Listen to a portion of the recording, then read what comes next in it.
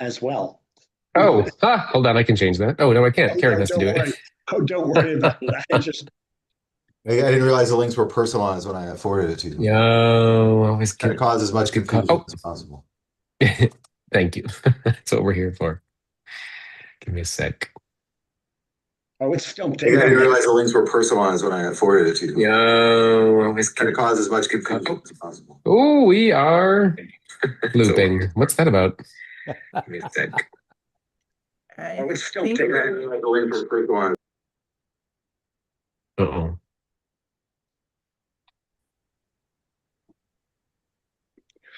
Are we good?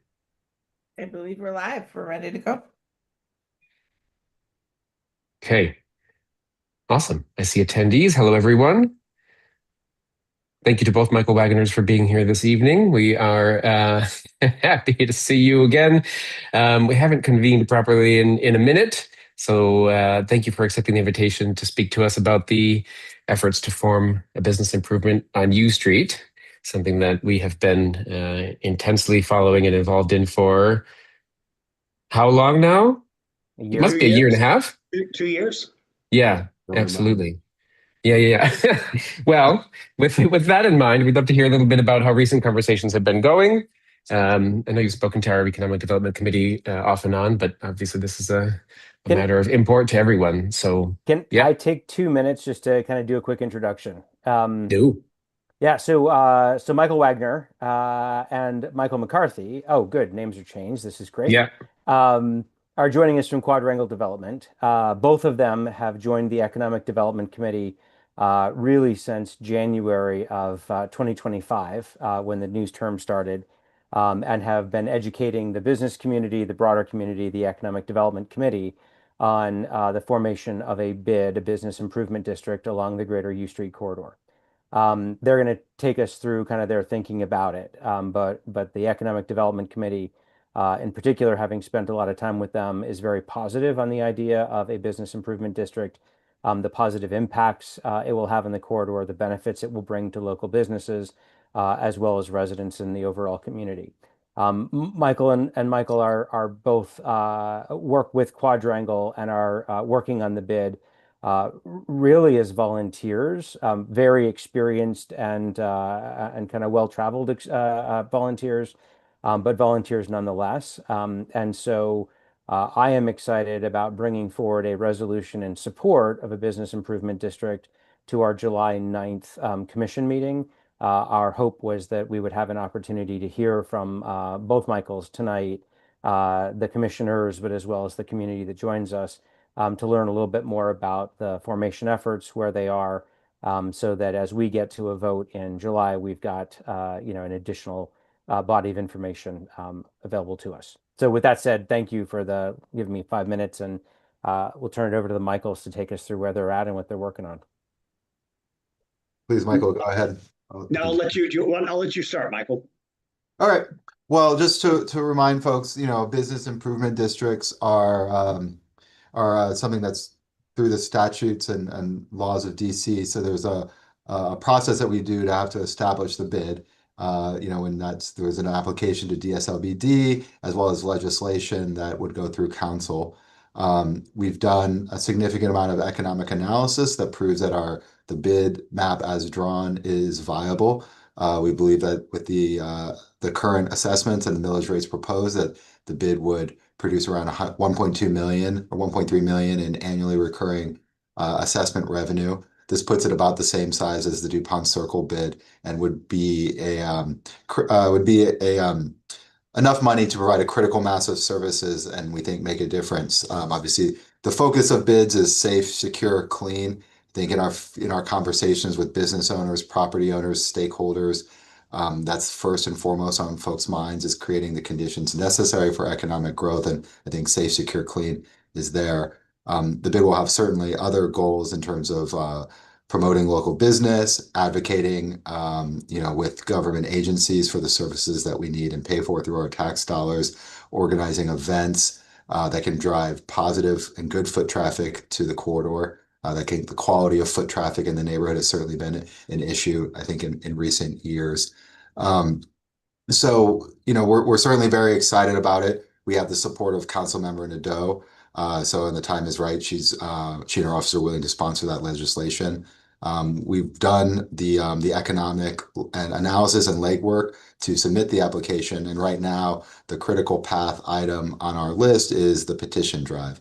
And the petition drive is what we need to do to show that there is broad-based support for the business improvement district within the boundary that we've drawn.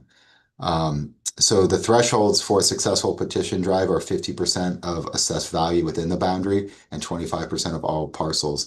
So pretty much, anyone who owns a piece of land, is eligible, or a building is able to sign one of these petitions.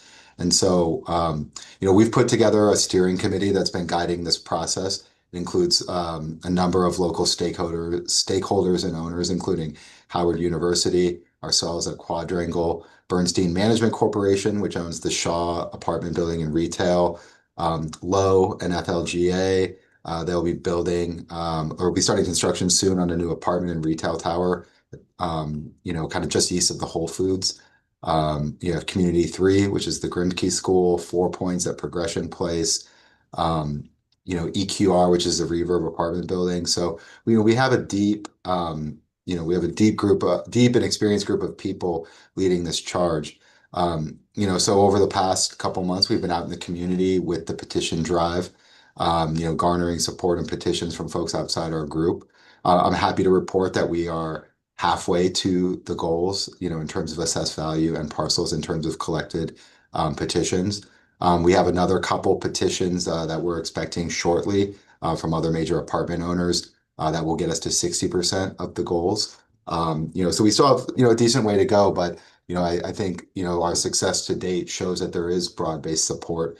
And we've gotten outside of kind of the coalition that kind of got things going was clustered kind of around 7th and T, 7th and Georgia and Florida, kind of on the eastern side of the boundary. But our conversations and support is now including, apartment owners at kind of in the western pole around 14th and U.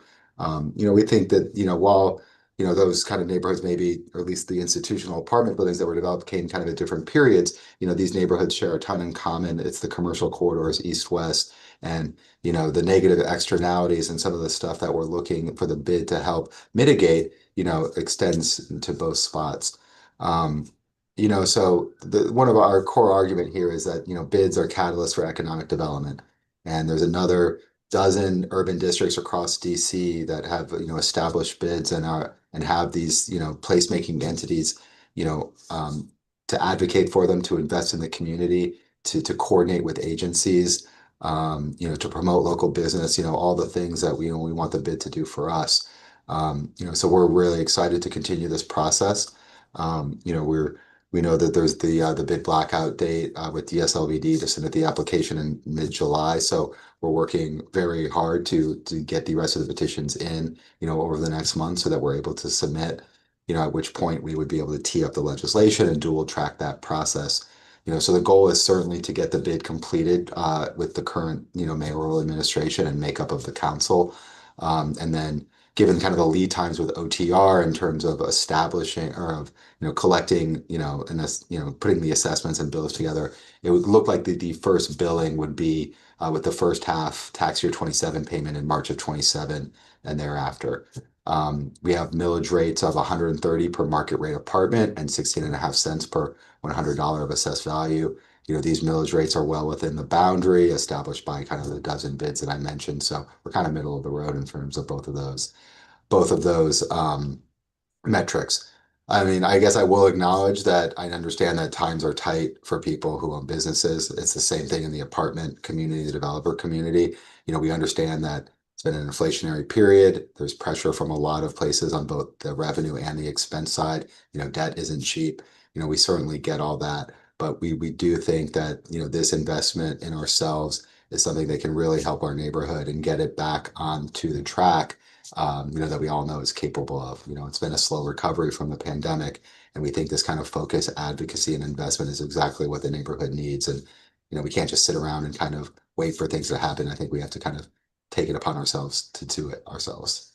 So I'll pause there. Michael, I'm sure you might have One something to add there in this, one but challenge where I would only say one challenge that we're, well, two things. One is Michael talked about the steering committee, who is just a remarkable group of people, but they put their money where their mouth is. They had provided $90,000 in funding to cover startup costs to get us to this point. But we've been very exceptionally grateful for that. The bid itself, its focus, I always like saying, but Michael didn't use the term, but they're placemaking entities. And that's exactly what we need. And that placemaking is safety, as Michael said, it's cleanliness, but the three are clean, safe, and friendly. That's the three components of placemaking. And then programming, obviously. So we have the benefit of riding on the coattails of the downtown bid, the Dew Pump, other bids who have helped us as we put together our business plan for the Shaw bid. So anyway, so that's basically where we are now. It's just the grind of getting the petitions. One of the factors that's at play right now that we're working around, and that is, people have been trying to sell out of Shaw. I'll use JBG as a perfect example, where the they had out three assets on the market and they put them on the market. When you're selling an asset, $40,000 bid tax will equate to about $500,000 in capitalized value. So they're basically saying, am I going to get $500,000 worth of value out of this before I dump my property back on the market? Well, our counter is, well, no, this is about community building. This is about investing in our community. This is about, but still, with $1 billion of assets, either on the market or they're saying we're going to market. So it's a telling story too about the state of the market that they're so desperate to exit. And those are the financial pressures driving that Michael talked about earlier. So I think one of the arguments that we're trying to counteract that is that, it's kind of the short-term versus long-term thinking, and that especially with folks who have commercial elements to their projects, is that certainly supply and demand for apartments will come back into a better balance from a landlord's perspective in 27 and 28. There's not really many new projects starting right now for a variety of reasons, but that can come back into balance. But the elements that make U Street a great place to live, the vibrant nightlife, the culture, the arts, the variety of retail uses, some of those elements are what's struggling the most right now.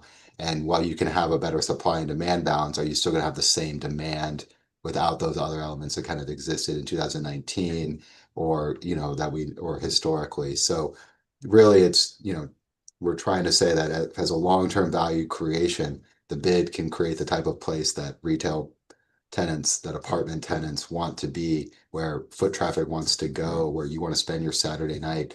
So, we think we have a good argument. We know we have demonstrated examples of how bids have helped other neighborhoods. So we continue to just, work through the list, talk to the right people, talk to the right owners, get to the decision makers. One thing I would say for the audience here, which I know is the Economic Development Committee for the ANC that makes up the majority of our district, is that, our network is apartment owners, developers, kind of the commercial real estate community. And from a standpoint of getting to the assessed value, that top-down approach from assessed value and sorting by the biggest properties is certainly an effective way.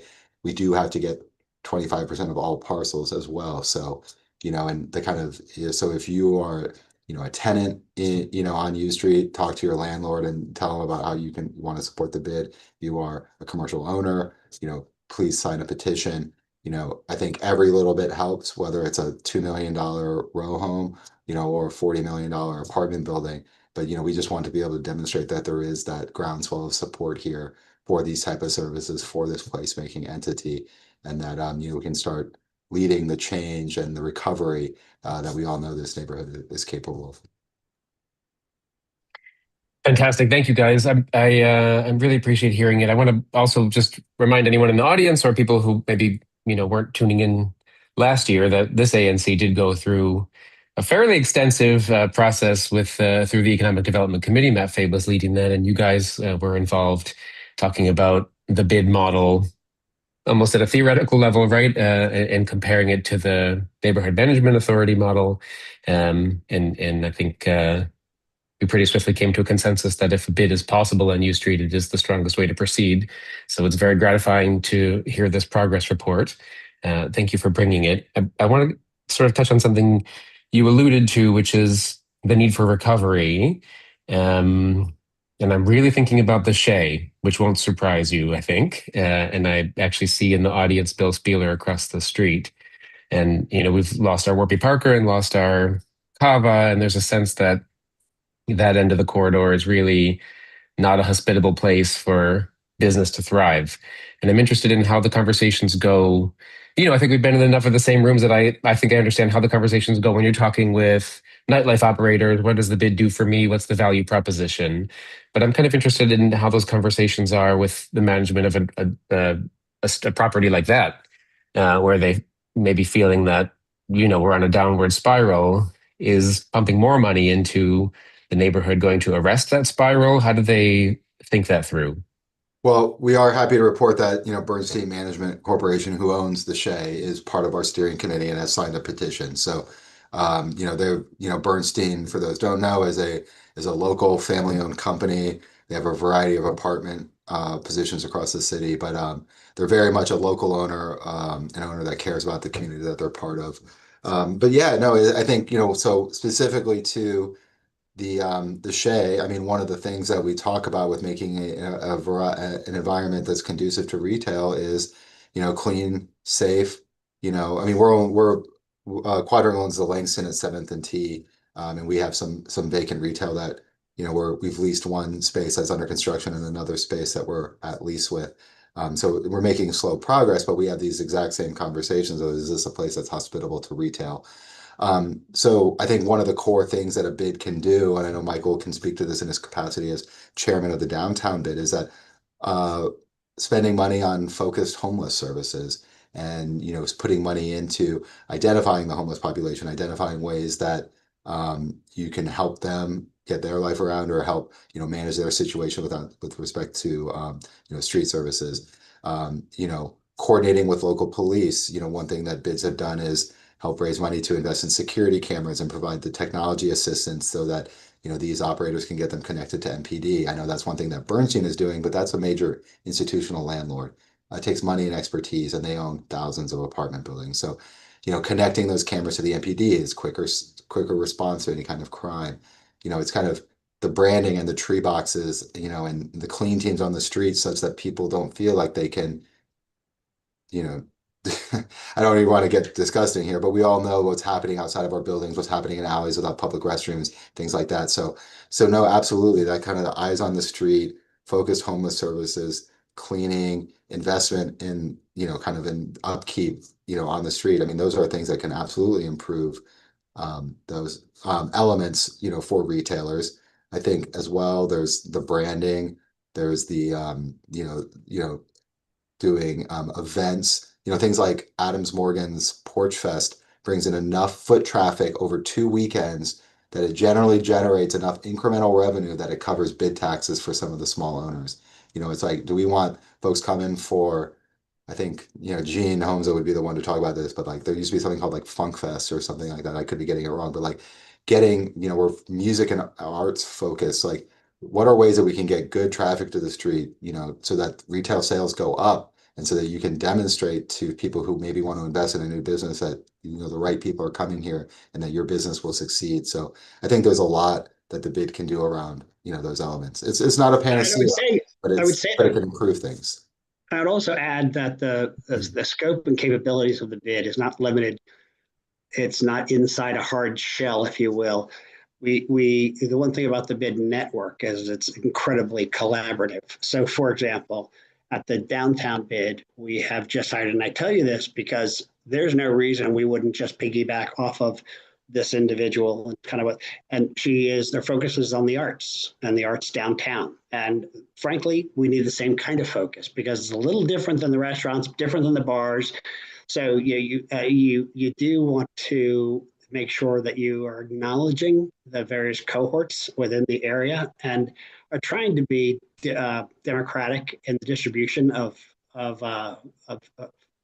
assets throughout the community. So, but it's been a very effective, productive process. The safety committees for in each of the bids is key.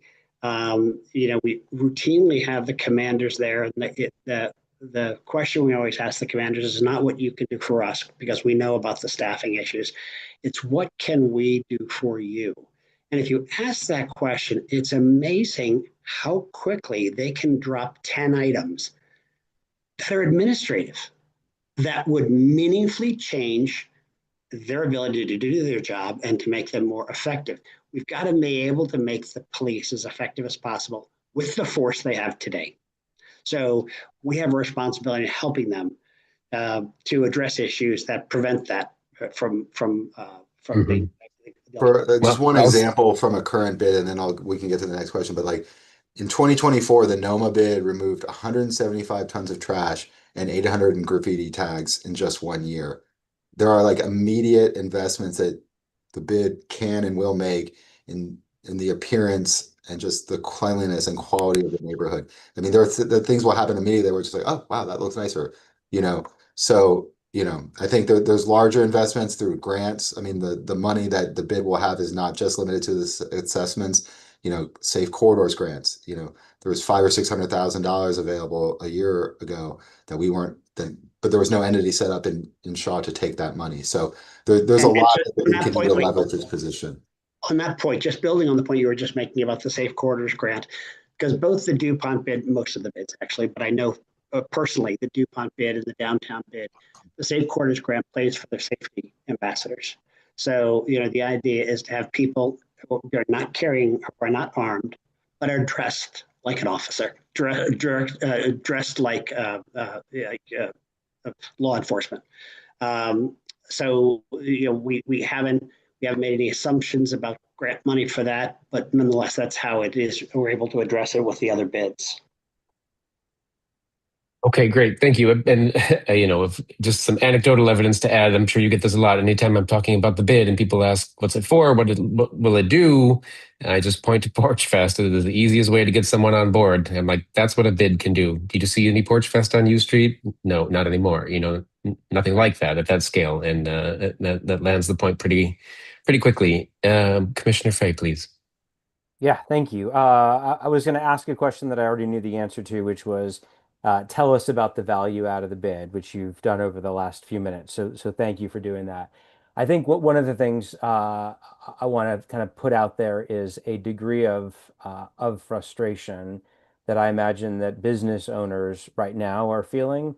And that frustration is, here I am a business owner, here I am a resident on the U Street corridor, and I am paying a massive amount of taxes, sales taxes, employment taxes, property taxes, income taxes, right? There's a massive amount of tax revenue that is generated along the greater U Street corridor. It's paid by businesses, it's paid by residents. All of those taxes are going someplace other than U Street. They're going to the Capital One Arena, they're going to the new Commander Stadium, they're going to the wharf. Those tax dollars are not coming here. And that is frustrating. Frustrating to the point that I get angry about it, even though I don't get angry about much. And so you touched a little bit on the ability of the bid to lobby for and to secure additional government grants. Advocate, thank you. But can you talk a little bit about, here I am a business owner thinking about an additional tax that I'm paying. Can you talk a little bit more about how that additional dollar is going to return in a way that your DC taxes today are not returning? Interestingly, Michael, I'm sorry to jump in, but interestingly, we have had incredible support from the business owners, the retailers. That has been because basically we're saying, well, we want to try to clean up the street in front of your store. First, we want to get the trash. Then we want to get the homeless guy out of your doorway. Then we want to, so it's pretty basic and pretty fundamental. And this is how, and with each of them, we can say, and this is how we accomplish that. So, I look at what we've done at DuPont.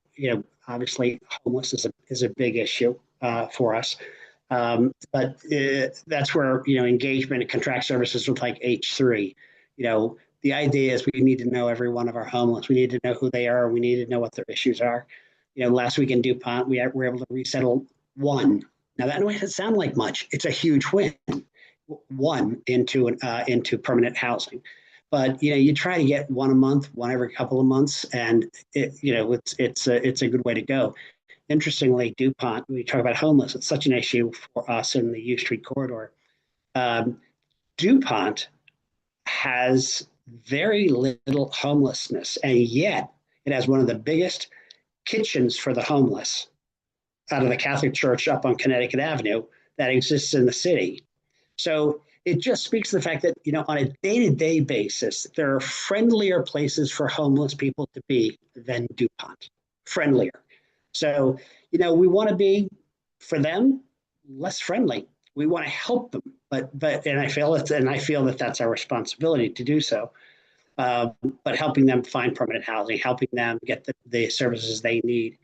So it's for basic reasons like that that we seem to have resonate so readily, and we acknowledge that those businesses on U Street are already paying a higher tax than many of their competitors throughout the city. So, but I take that as a kind of a ringing endorsement of their understanding of the role of a bid. On that note, I'll I'll add read a couple. Bill's comment in the. Oh, sorry. Let me just read Bill's comment in the Q&A here. This is Bill Spieler. I'm in favor of a bid. I think it would increase the taxes on my business up about $100 per month. This is the third time the area has attempted to set up a bid. Hopefully, we can make it to the finish line. Go ahead, Michael. Yeah. So just to add on to kind of Michael in terms of yeah, obviously it's a cost. No ifs, ands, or buts about that. I mean, so you can look at it from a negative perspective, but we have 12 other groups, 12 other areas in the city already doing this, right? We're not going. It's not 2014 anymore. There's a lot of places that people can choose to live, choose to operate their business, choose to visit with their leisure dollars on the weekend.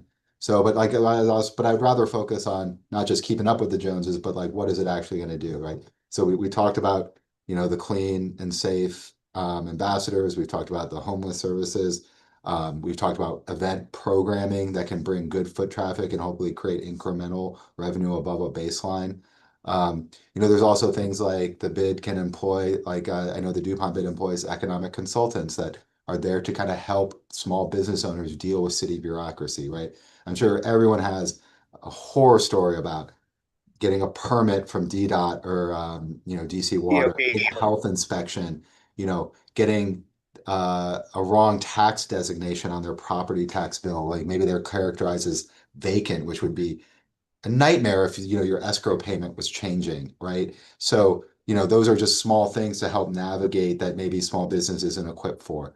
We've talked about the Safe Corridors grant, in terms of getting security cameras installed. Maybe that kind of $8,000 or $10,000 expense is untenable for a small business, but those are the type of resources some examples of resources that bids can and bring to bear, and it's, we talk about big events like Porch Fest. It's smaller events like weekly farmers markets. I know there used to be like a large flea market on U Street. I think it's since relocated over to the fields, but there's just ways to foster these events. I remember we had one meeting kind of over the holidays at Crush Dance Farm, and people were talking about how desolate like U Street looked. It didn't look like it was dressed up for the holidays the way some other neighborhoods were doing. I know that maybe seems a little more frivolous when there's a homeless guy, in your vestibule. But I think we're trying to talk about there's a wide range of things. And I think there's the real low-hanging fruit that you go for immediately. But then there's these ongoing things to improve the quality of life. So, I mean, I know the bids have played a huge role in development of parks, in various neighborhoods, and again, there's so many different things to try and drive the return on investment for this bid tax. And we Interesting, since the bid took over Franklin Square, the occupancy, so since that revenue has been, since that renovation has been completed, the occupancy in the office buildings around Franklin Park have literally just skyrocketed. I mean, well above the market overall. It just goes to show, you clean up the neighborhood, And that's what appeals. That's what appeals to the tenants. That's what appeals to the retailers as well. I'll note that the point about the Christmas decorations is not frivolous, and I have mentioned that many times as well. And somebody once told me, now that you said that to me, I'm never going to unsee it. It's something you don't think about, right? But when it's pointed out that other neighborhoods have someone to take care of them and clean them and decorate them and attract events, it's very apparent that ours does not. Commissioner, let me go to Commissioner Holden's question.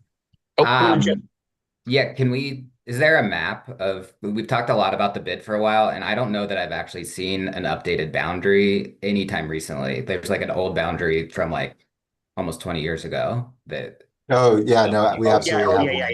Yeah. So I think it would be helpful to share the boundary. Am I able to share my screen? If so, the boundary is a very iterative process. If you request access to share, I can say yes. You don't want to take on responsibility in areas where there's not offsetting revenue. We need to be able to return in benefits to the community, those that are actually paying the bid tax. So this was a year probably of work to get to this map that is shown here on the screen. Everyone's seeing the map. Yeah, I think it's just helpful for everyone to kind of visually see what we're talking about. Thank you very much for mentioning that, of course. And it was a fight at the outset. Brooke Pinto wanted it to be a 7th Street bid, well, needless to say, she didn't get her wish. But I think that we really feel like this is really the appropriate boundary area, which is high priority on U Street, all the way across. Kind of in conversations with kind of folks, and I'll give Gene Homza from IMP a lot of credit, is that the business community really saw this as an east-west corridor, with Rhode Island being a real kind of arterial dividing line. So this is what we settled on. And I heard mentioned before that this is the third effort. Absolutely is. We feel one of the material condition changes from previous efforts has been the amount of institutional kind of apartment development, both at 14th and U, but also along, between say 6th and 9th Street. We delivered the Langston at 7th and T. There's the Review from Equity Residential, who is a petition signer. There's J Linea, there's the Whole Foods, and all JVG is done. So again, it creates the critical mass of assessed value that allows for a bid to have enough revenue to be successful and provide services. And like to Michael's point, the challenge is you really do have to draw it along the commercial corridors because, kind of individual, residential homeowners would be excluded from paying a tax.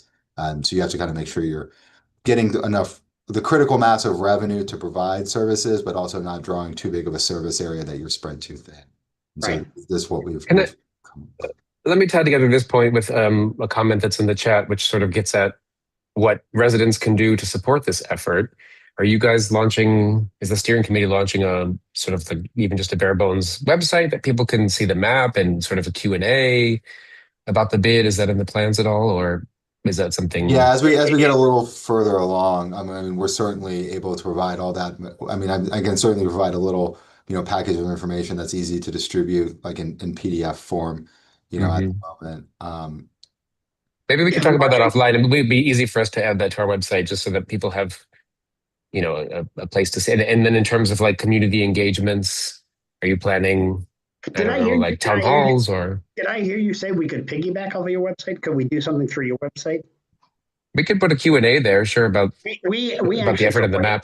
In putting together the budget for the bid, the website is obviously a very big but also costly. So right now we're spending money on legal, the consultants. So we're not spending it on things like the website. We just don't have those funds available. Yeah. Back when we did that series of engagements about NMAs and bids, we did put information packets up there so people go through and read. And I think this map is actually in one of those. But we could make something a little more user friendly since this is now a realistic prospect. And I'm sure an FAQ would help people understand what it's for, what the advantages are. We have all of that available. Now, Sure. Ours has been more target marketing Yeah. to the business, to the owner, etc. And then Yeah. actually, we've been walking the neighborhood and handing out information to the Yeah. local Yeah. businesses. I mean, we'd certainly be willing to, put some, I know, I guess everything is electronic these days, but, we have been going to different apartment buildings and, talking with, trying to, one thing that we've tried to do is not necessarily go through kind of maybe the asset or portfolio manager who's remote, but talking to property managers, the people who are there, because, obviously, the front desk employees are like the heroes of any apartment building, and if we were just having the front desk guys vote, I mean, we'd be done with this petition drive yesterday. That's a very good point, Michael. Being there at 1 a.m. on Saturday night, those guys have a very different view of things, I would imagine. That's a great comment, because as Michael said, our approach has been, with having to get to 50% of the assessed value, has been a predominantly top-down approach in securing. No, you've been talking to property managers. You've been dropping off packets left and right when we can't get. But my point is just to support yours, and that is, but the ground roots, the support from the ground, from the front line, is invaluable. And any way we can continue to disseminate that information, that's the story, is immensely helpful, because then you've got the businesses on the first floor who are asking their landlords about it. Do we want to get to the one audience question and then move into the regular agenda? We do. Stomp your foot on your floorboard and let Mike know that he can unmute his microphone. And this will be our final question for the bid team. Thank you very much, Chair and Commission, and Michael for presenting tonight. We live in LaDroit Park. I'm the president of the Civic Association over there. And this is more geared for people listening versus the both of you. We are in huge support of the bid. I cannot tell you how many residents in our area on the map, it's over off to the right side, no longer go on U Street. 7th and T is a really shady area, as you know, with the quadrangle, the Langston there, and that needs a lot of attention. And I know there's a task force, but a bid there would be immensely helpful. Our residents have progressively now gone over to Bloomingdale area. And the other thing that I think, when we first moved into U Street area over a decade ago in LaDroit, U Street was vibrant. It was up and coming, but there's other pockets of DC that have kind of leapfrogged, such as the Wharf, Navy Yard, Buzzard Point, all those areas. DuPont has revitalized, Georgetown has revitalized. And I think in order to remain competitive within the DMV and the district, bid is almost imperative. So on that note, please let us know what we can do to help support, get the word out, knock on doors, talk to businesses. My worry is that with the economic climate as is, and kind of the last 2 years kind of just being a little bit more chaotic than it needed to be, the bid might have a potential of kind of fizzling out. And whatever we can do to help support, get that over the hump, please let us know. Thank you. I can't thank you enough for that comment, and I think your comments are right on point.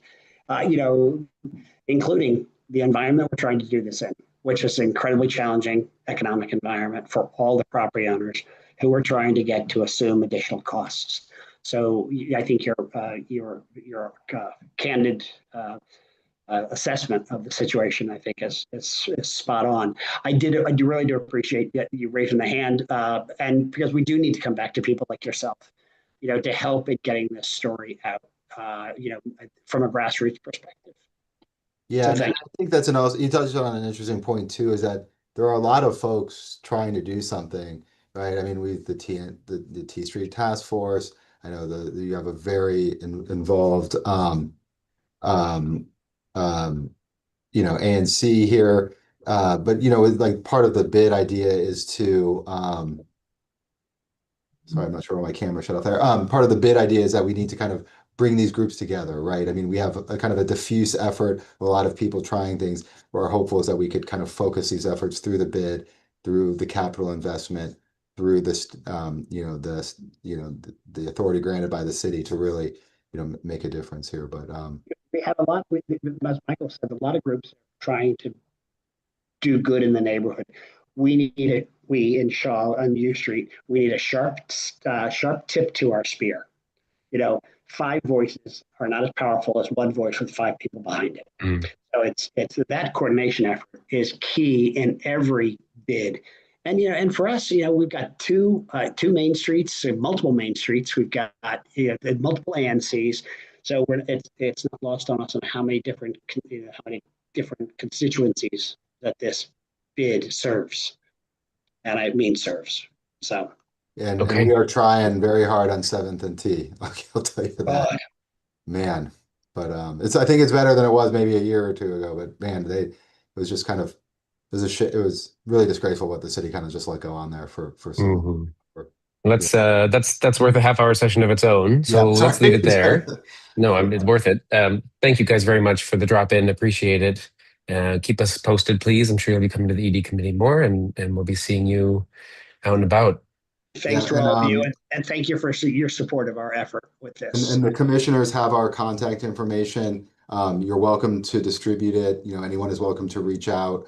We're feel all free. trying to have that conversation and provide you materials for advocacy or materials that you can distribute to folks that who are property owners, commercial property owners in the district. But thank you very much for your time, everyone. We appreciate it. Thank you, guys. Thank you both. Thank you. Bye. Well, nice to have some good news. And on that note, let's slide over into the official meeting. Call it to order at 7:15 p.m. Secretary Fay, will you please call the roll? Commissioner Holden, Here. Commissioner Kenzik, Present. Commissioner Trindade Duramo, Present. Commissioner Lemon Strauss. Here. Commissioner Barrio. Here. Commissioner Sycamore. Here. Commissioner Hanrahan. Present. Commissioner Fay is here. Commissioner Harris. I do not So see- close. So close. So And I close. also see that we have Committee Chair Brandt. So with a attendees of 8 of 9, we have our quorum. Wonderful. Thank you very much. We can scoot into our consent agenda. Today, it's bare bones again. It's just the agenda for today and the meeting minutes from May. Do I hear a motion related to the consent agenda? I move that we approve the consent agenda.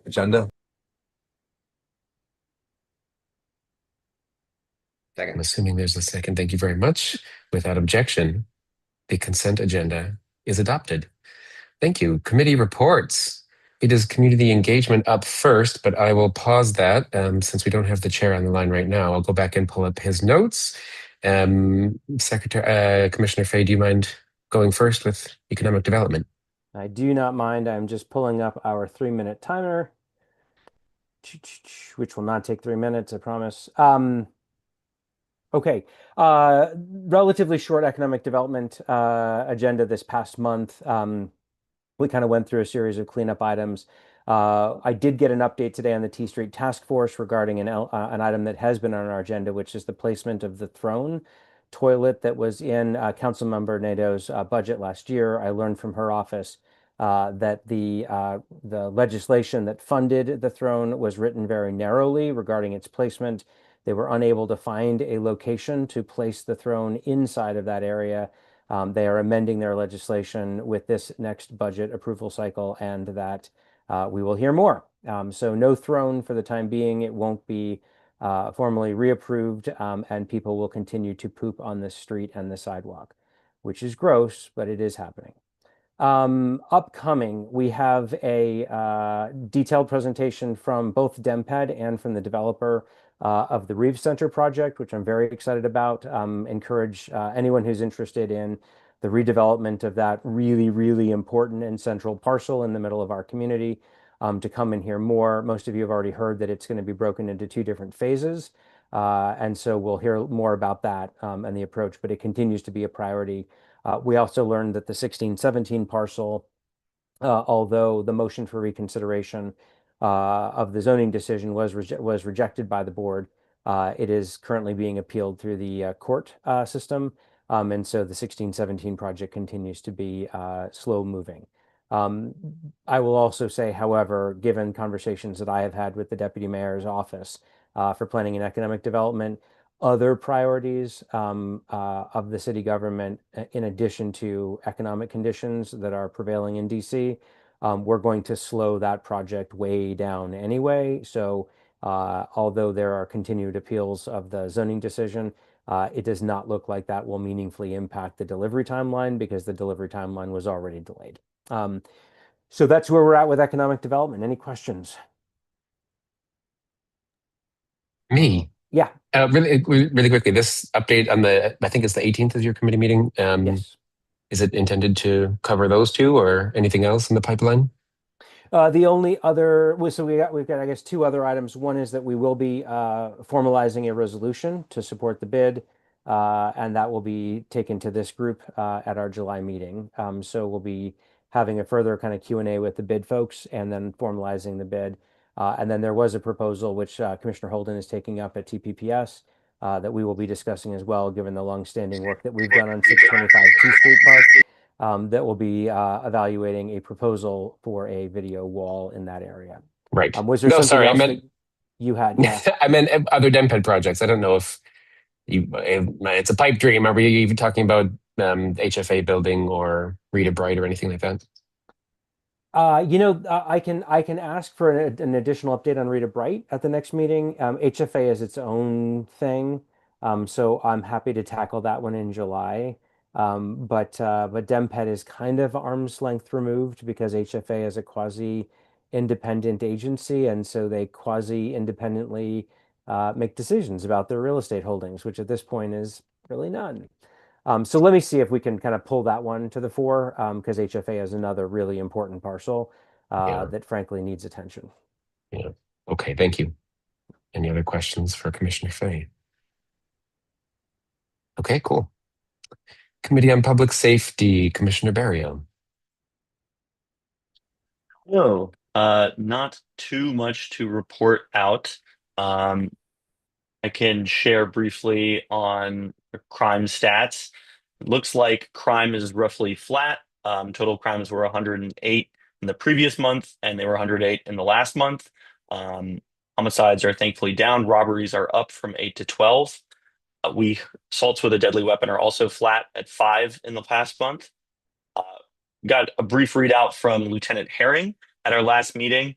There was an assault with a deadly weapon on April 19th on the 200 block of V Street, and two individuals exchanged gunfire there. So I did want to note that. And then also on the 1900 block of 9th Street, which I know we're monitoring what's happening in our nightlife areas pretty closely, especially with all the work that we do on liquor licenses.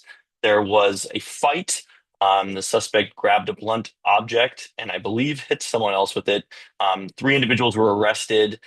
The case was closed with an arrest. Apparently there was a fight in Nellie's that had spilled out onto the street and it took place around 2 a.m. So I did just want to flag that for folks. Yeah, and then other things the Public Safety Committee is working on, we are working on a resolution related to safe passage and expanding it potentially to elementary schools. We also heard from Johnny Bailey from HIPS as a guest speaker, which was very nice. And he made the very interesting point that HIPS we were talking about 7th and T recently. They made a lot of progress by just having someone from their team go out there from the neighborhood and talk with the individuals who were using drugs in that area and sort of, representing a public safety risk to children and just asking them to not do that there, reminding them that there's a school nearby, that the community, is watching and is concerned about it. And so, they had a lot of progress actually, I think, with somewhat mitigating that issue, or at least, moving folks away from the school, which I think is still a win. So I think that is a reminder that we talked about the issues in the alley between 9th Street and 8th Street, but it is good to have outreach. It is good to have people wearing vests who are have some sort of official capacity. And I think that reminds folks that, they do have to follow the rules and deters some illegal behavior. So I think we should keep that in mind as we hopefully see a bid developing in the area. That outreach you referred to that had some success, was that was not in the alley? That was not in the alley. That was at 7th and T, and I believe, Hmm. yeah. Do you know if they're trying it in the alley? I remember when we did or at least Yeah. Commissioner Fay and I went on the walkthrough and Hips was there and they said they were going to start sending someone through there. I don't know if we've seen any improvement. Yeah, I mean, what Johnny said, at least during our meeting, was that they've gone back there a number of times, but they've never actually seen anyone there.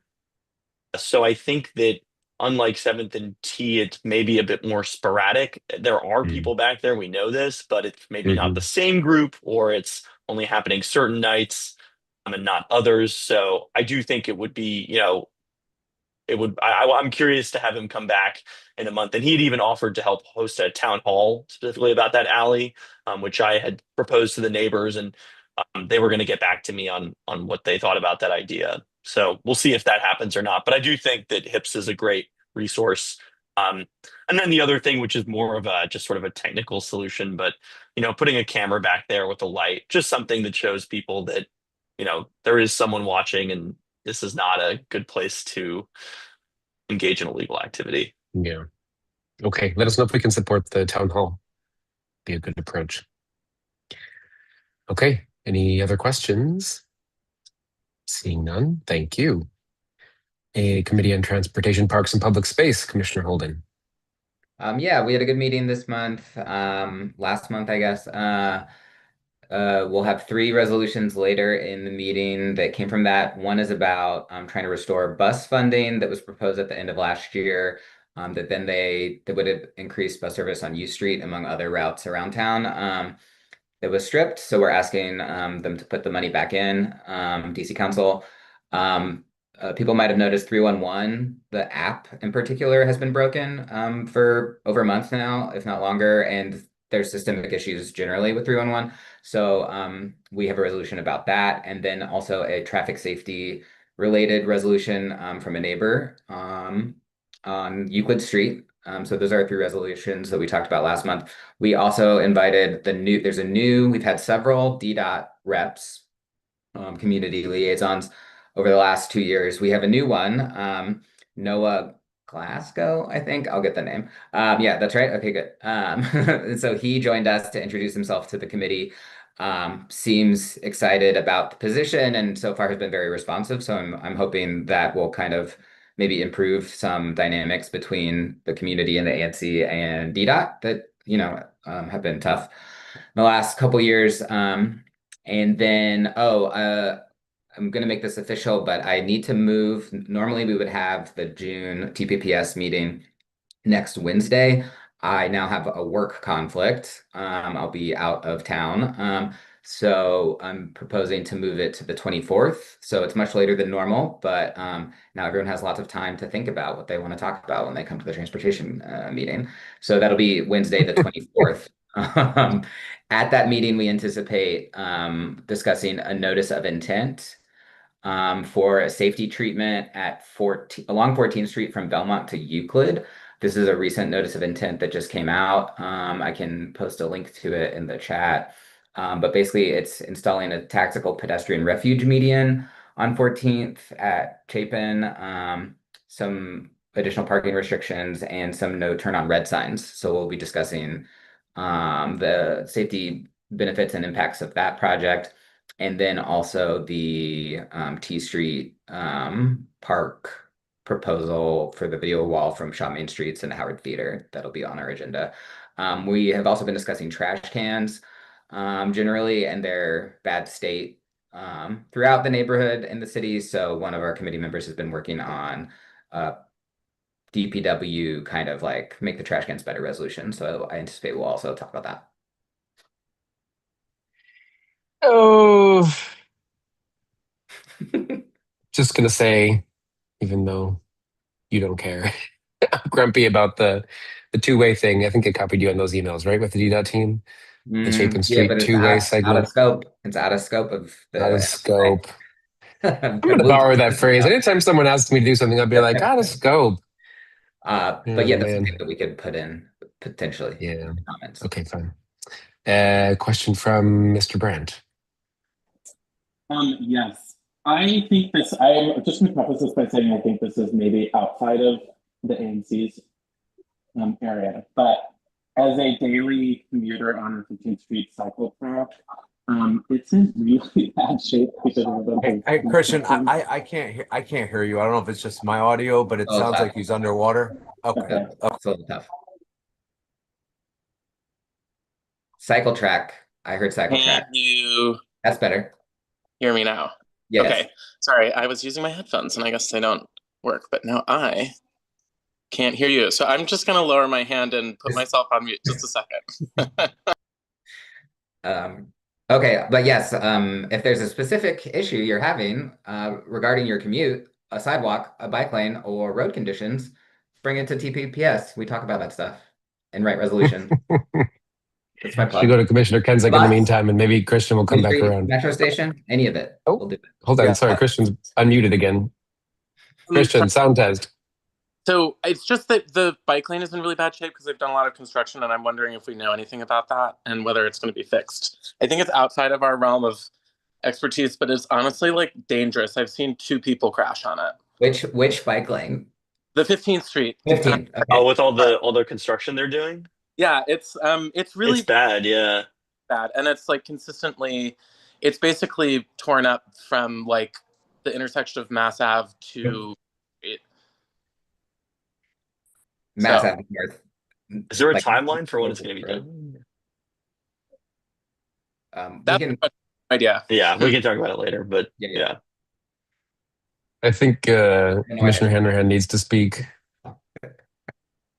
Needs to please don't. speak. Hello? Wow, it worked. That's good. Am I on? No. Oopsies. Sorry. I like your hoodie. I'm sorry. Why are you wearing a parka on the beach? It says my video's off. Sorry. Why are you not You talking gotta, about the cat? The cat. don't cat. trust the We machine. have to move on from the cat. They didn't vote your cat in office, okay? Sorry. This is rich. This is great. We're just Well, we're gonna are we- just Are definitely we great now going to go breaking point. viral? Is this our chance to go viral? we're just stewing in this moment here. I'm holding the meeting for us to enjoy the moment. I think it's good. Yeah, Alan, you want to go ahead with your question as we recover ourselves? It's going to be hard, but yeah, I have to say, Commissioner Holden, I have a couple constituents. You know, we've talked about this before about 16th Street and the bus stop that was in front on V. It was very convenient for just a lot of people in the area. A couple of buildings, some that are in your SMD, and I know that we brought up talking about they were looking to move, keep it down on their U Street area. They were saying the 16th Street was just bottlenecking too much when they did the bus stop there. I know it's a tight area. Has there been any other discussion at all? Because it has been a point that's been brought up to me a couple of times, and I just want to make sure that the specific constituents that have brought it up to me that I'm at least asking and bringing it up, make sure I'm discussing it. Yeah, thanks for bringing that up. The recent bus stuff we've talked about was more like the crosstown routes that we're gonna get potentially additional service through. It was like $6 or $9 million that was in the budget, and that was from feedback from residents and kind of like post Better Bus Network stuff. They have gone back. WMATA and DDOT have gone back and have looked at the network, and there have been some times where they've been like, we made this change for Better Bus, but after a year or some change of operations, they've started to tweak some stuff. So nothing specific on 16th and this bus stop in particular, but it's not crazy to think that they might make changes. Now, it is hard for them to make changes when they propose money and then the mayor strips it out, right? So this like increased service that we were going to get on U Street now might not happen. But it does show that they're open, like Better Bus is not set in stone. It was a reworking of the system to make it more efficient, and then they're trying to continue to do that. So I'm not going to say they're going to bring back this bus stop, but there's opportunities for changes, I'll say. Thank you. Yeah. Okay. Any other questions? Cool. Thank you very much. Christian Brandt, Committee on Zoning, Preservation and Development, please. All right. So I'm joining on my phone because this seems to be the day of technology issues. And my personal computer is officially dead. So I can't share this the plans for this. But at our last ZPD meeting, we got a presentation from the applicant, the lawyer for the applicant, for a map amendment that is relevant to a collection of parcels on Florida. It includes the building where the Uproar Bar is, and it's sort of in between the Florida Avenue Baptist Church and the Half Smoke building. It does not include either of those, but it's kind of the parcels in between those. We didn't vote on this application because the applicant is also in conversation with the LaDroit Park Civic Association, and so the committee felt that we should wait to, officially consider the application when we had any outcome from those conversations. But generally speaking, these parcels are currently zoned PDR3, which is a production zone. It's kind of an antiquated zone that in the last comprehensive plan update, the district was interested in phasing out. And so they have applied to change the zoning from the PDR3 zone to MU10. Generally speaking, the height and FAR for the parcels will remain the same, although MU10 is a little bit denser because it has different setback requirements. So you can build more on the lot than on PDR. And most importantly, MU10 is very flexible. So it can include office, it can include retail, it can include residential. There's a lot of uses that are allowed in MU10. And in fact, MU10 is the zoning that Howard University and Florida Avenue Baptist Church were able to change their zoning to for the surrounding properties on this area. LaDroit Park Civic Association is interested in, or has asked the applicant to work with them on an MOU. I obviously am not part of those conversations because that's with LaDroit Park, but the MOU would be very similar, or at least in a similar spirit, to what the ANC reviewed when it came to the Howard University campus redevelopment. So I think you might be able to expect a similar approach. But again, I don't think that process has concluded. And so theoretically, that's something that we would review all together in either June or July, depending on what their process is. So in addition, we also reviewed a set of questions that we sent and answers that we sent to Councilmember Nadeau's office about the Fair Share Housing Act. Those I think are posted on the website. It's not worth going into detail, but I will say there's a very interesting racial equity impact analysis of the act that I think folks should look at if they're interested. Next meeting, we do have two cases. One is Howard University Theater Historic Landmark designation, and then there's another Historic Review Board case from LaDroit Park.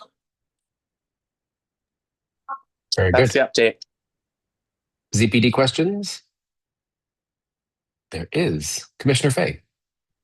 And not about the one you might think I was going to ask about. So the 2 or 3, and I can't remember, I apologize, zoning bills that are coming from the council member's office strike me as being like really important and potentially quite impactful. Do you have a sense as to when those are actually going to go to a council hearing? Do you have a sense as to kind of the timeline that we would have as a commission to weigh in and to share our thoughts? I'm assuming you're not talking about the Housing Omnibus or the Housing Fair Share Act. It's the other. I think it might be the One Front Door. Oh yeah. Okay. So One Front Door. As far as my last update about One Front Door is that it was voted on by council, and we were actually going to consider weighing in on it, but we sort of got wind of it a little bit too late. Okay. And so the council member's office actually suggested that we weigh in on the rulemaking for it, like the implementation phase that DOB will be conducting now that it has been voted on and passed by council. But for those of you who are listening, the One Front Door basically makes it legal to build buildings in the district with only one staircase instead of 2 over a certain height. It's a pretty standard building change that lots of other municipalities have considered across the world, really. And even in Alexandria, where I work, we are considering the same thing. So there's that. That has already been implemented. The Fair Share Housing Act, or that's already been voted on. The Fair Share Housing Act is still in committee, as far as I know. And the Housing Omnibus Bill is also still being worked through. I don't have, to the best of my knowledge, I do not have like an expected time frame for those, because I don't think they've been scheduled. I have not heard, but I also, I haven't looked recently to see whether or not they were scheduled for a full council vote. But Okay, thanks. And maybe that's something that Nicole can comment on during her council member update. Very good. Anything further? Thanks. ABCR, Commissioner Hanrahan. ABCR, yes. We again had another month where we had no new placards, so this is generally good news, especially for the commission meetings and making them a little bit shorter. We had a pretty productive meeting, I believe, talking largely about our draft work for the Noise Balance Amendment Act. And I know we have some folks from the council member's office, but we're kind of getting the sense from that if we want to submit something regarding a comment about this resolution, about the proposed amendment to the noise balance legislation, we should do it sooner rather than later. Definitely before the end of the year, thinking like in September, October, at the latest time frame for a resolution, with a goal of hopefully putting some pushing it to the finish line so that it's passed this year in the legislation. So that was largely what we talked about. We then outside of that, of course, we're doing lots of work with active protests with Thirst, creating settlement agreements there, and continued work with, I believe, Uproar, and Flash too. But yes, yeah. So that was basically it. Then the other update is, I believe, if depending on the summer schedule for the ANC, ABCR might take the month of July off. So we might not meet in July, but then we would meet in August. So to make note of that. And when are you making that decision?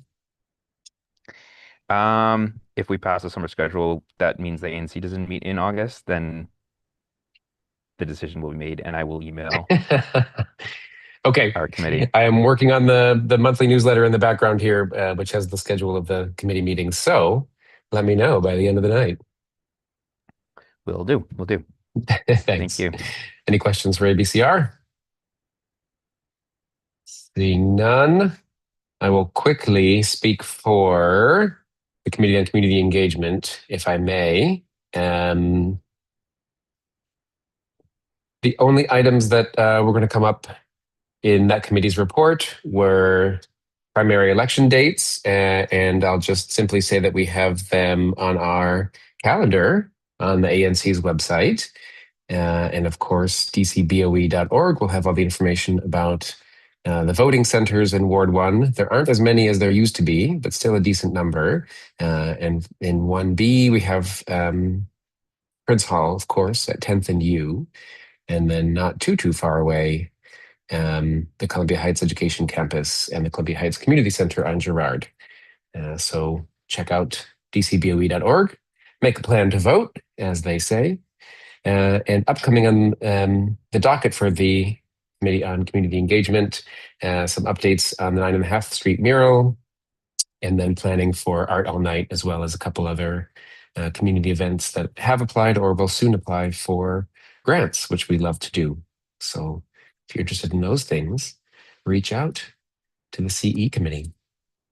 Any questions on that? Okay.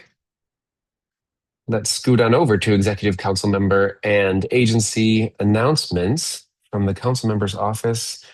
Host do we have? Nicole, hello. Bangs. Thanks. Hey. Hey, Summer. A little fun, you know, a little jazzy. Okay. Okay, there are a couple things I'm gonna get through, and then I heard my name on a couple other things. If I forgot to circle back on something that was raised earlier, let me know. I tried to take notes. So we are obviously still in the budget process. Committees issued their reports with recommendations in late May. And council members have been talking about their priorities since then. There are a lot of gaps, big and small, we're still working to fill. Some of the priorities for the council member, TANF, the Pay Equity Fund for Early Childhood Educators, childcare subsidies, and Alliance Healthcare.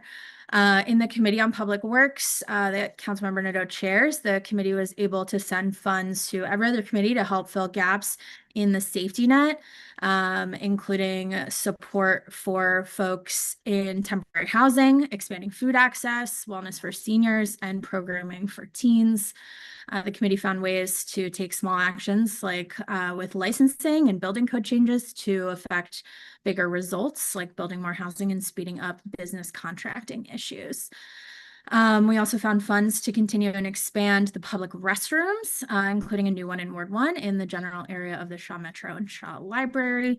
And we also sent a very long email the week of May 18th to folks that are on our email list detailing all of the things we worked on. That is also posted on our website. So if folks are interested in all the things our committee was able to do, that's posted there. I'm happy to leave the link in the chat afterwards. So now Chairman Mendelson will take all the committee reports and generate his version of the budget that incorporates most of the committee recommendations. But, you know, he also may take his own liberties with things. We'll probably see that on Sunday. And then council members will consider that version on June 9th. They could propose amendments. And then the second and final vote on the budget will be on June 23rd.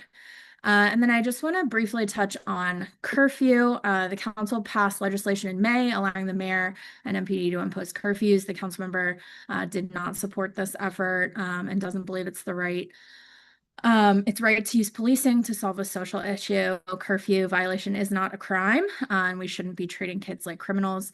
The council member proposed 2 amendments to reduce the harm. One, the law will sunset on December 31st, 2028, which is going to force the council and the mayor to get serious about all the alternatives that we've been talking about to help youth better than a curfew.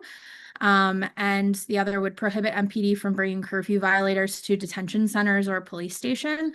You know, we don't want to put kids in a carceral environment for a curfew violation. That's not a criminal offense.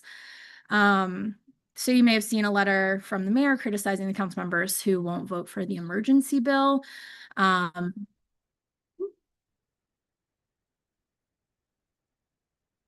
to talk through the sound. It really forces you to stop.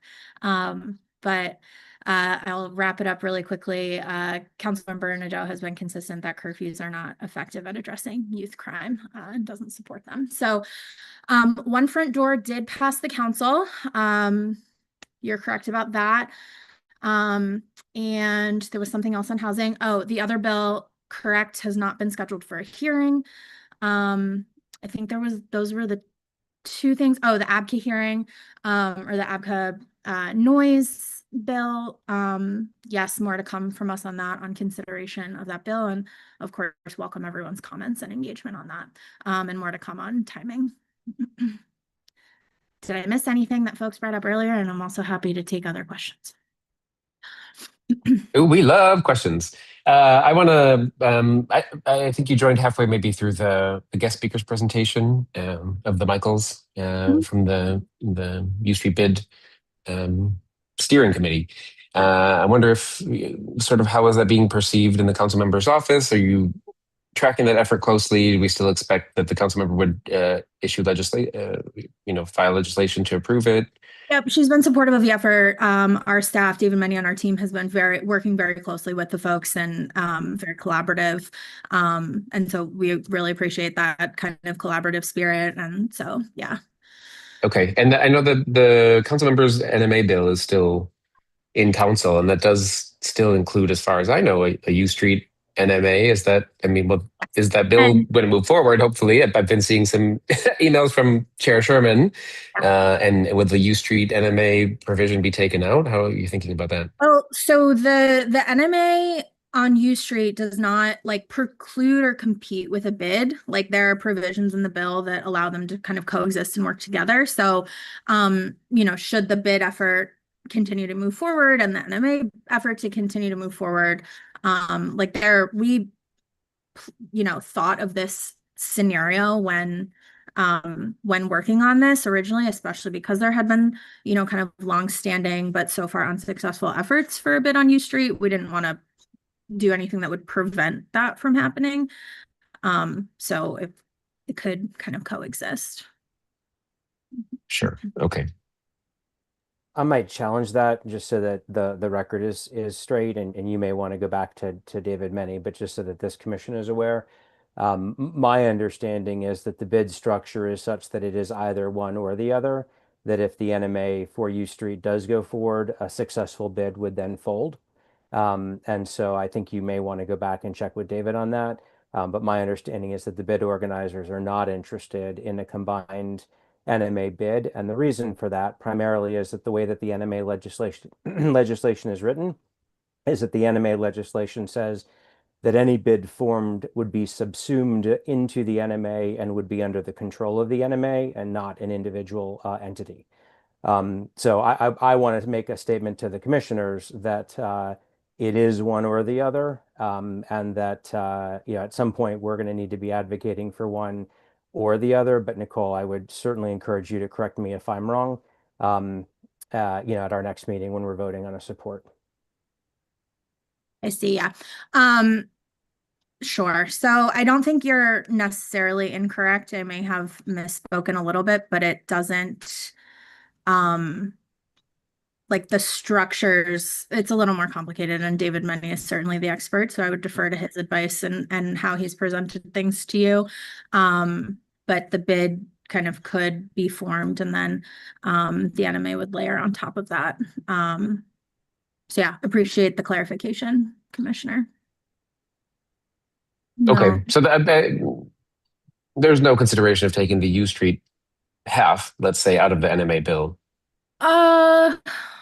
Not that I have spoken with a council member about at this time. And both of these are kind of both in progress, and we will kind of see where things turn up. But the NMA bill still needs to have, council consideration, and so we're not kind of at the end point here. Yeah. Did we have a prospect for a hearing date on that? Not yet, but once we know, we'll definitely share it with folks and encourage folks, and especially commissioners who've been, heavily involved in this process, and community members who've been heavily involved to testify there as well. Okay. Stephen, sorry, is your question on this particular topic? If not, I'll go to Commissioner Sycamore. It was back about the ABCA noise. Okay, let me come back around to you. Commissioner Sycamore, go ahead. And thanks so much, Commissioner Fay, for stealing one of my other questions again, or comments. But hey, Nicole, one thing that has really been brought up a lot, especially living here, and I have Cardozo, and I'm smack dab in the middle of U Street here, is that the youth curfew. I really have a hard time wrapping my head around why this is such a controversial issue for the council member, just because nothing good comes from having a 14-year-old out past 10, 11, 12 o'clock at night.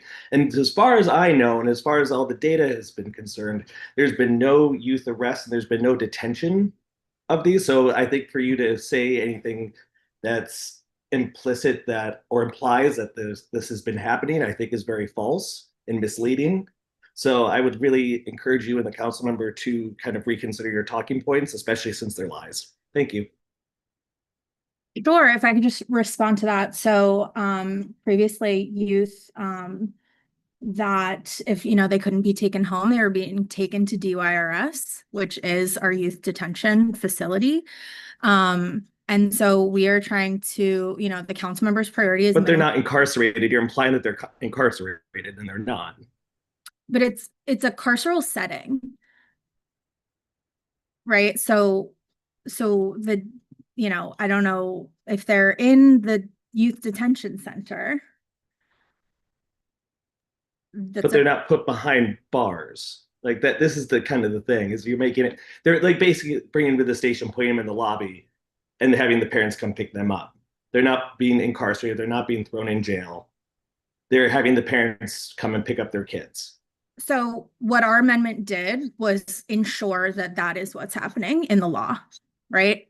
We were very prescriptive in where youth who were picked up for curfew violations under the permanent bill, which did pass the council, could be taken. To make very then why was that not debated? Why wasn't that put into the bill? Why did she pass? Why did she vote to not even bring up the bill? So even when the council member doesn't support an underlying measure, she tries to make it better. And so she did put forth an amendment that was debated by the council and voted on favorably by the council and was incorporated into the final bill. And that's the permanent bill that will go into effect in July. This debate over the emergency is the measure that would allow it to happen immediately. And so, again, even when she doesn't support the underlying measure, we're going to try to make it better by sunsetting it and, forcing the council to act. Now, the future council, when that curfew sunsets, if they feel that the curfew has been effective, that it's been a helpful tool, they can bring up another bill to reinstitute that curfew authority. But putting in the sunset, to ensure that it does not just stay on the books forever, and folks will have to act and address it again, and hopefully in the interim, address many of the underlying issues that we want to see happen, including, many of the things that the council member has worked really hard with colleagues to do in the budget, like supporting, the teen activities at our rec centers and things like that, so that we're getting at some of these root causes and not continuing to use a policing measure to address what are social issues. But then we just keep getting federal law enforcement coming in because we can't handle our own business. So, all right, thank you so much I can move on. Great. Commissioner Hanrahan next. Thank you. I just want to follow up about the APCA hearing, about the noise balance. Could it be reframed about what the timeline is again for that legislation, Nicole? Yeah, I don't have a timeline I can share right now. We're working on what the schedule is going to look like post-budget, and trying to iron out the details of considering those APCA bills. So I will get back to you as soon as we know more. But we're working on the scheduling. Great. And we're still thinking kind of before the end of the year. That's correct? Yeah. Okay. Awesome. Thank you. Yeah. And Commissioner Barrio. Hi, Nicole. Thanks so much for joining the meeting. I wanted to follow up about a resolution we'd passed last year about renaming some alleys in our area, specifically around Wilberger Street. I know you all were taking a look at that, and I just wanted to follow up to see if there's any progress or if that's something that the council member's office could work on before the end of her term this year. I don't know, but let me go back and revisit that and get back to you separately. I can bump the email shared it with? Yes, that would be perfect. Yeah. Great. Okay. Thank you so much. Thank you. And really quick, if there's no more questions, I don't want to be too greedy with my time. But I just wanted to share for folks on the call and commissioners that we did, I saw another hand go up. We did welcome a new constituent services staffer to our team last week. Norma Rivera, I will drop her info in the chat as well, will be assisting with constituent casework in 1B, along with our colleague Eliza Roche. So I'll send an intro email to commissioners so that you have her contact, and I'll drop it in the chat for residents as well. No one get concerned, but her email is nrivera and mine is nrivero. But no matter which vowel you pick, you will get our office. So I hope you all give her a warm welcome. We're very excited to have her.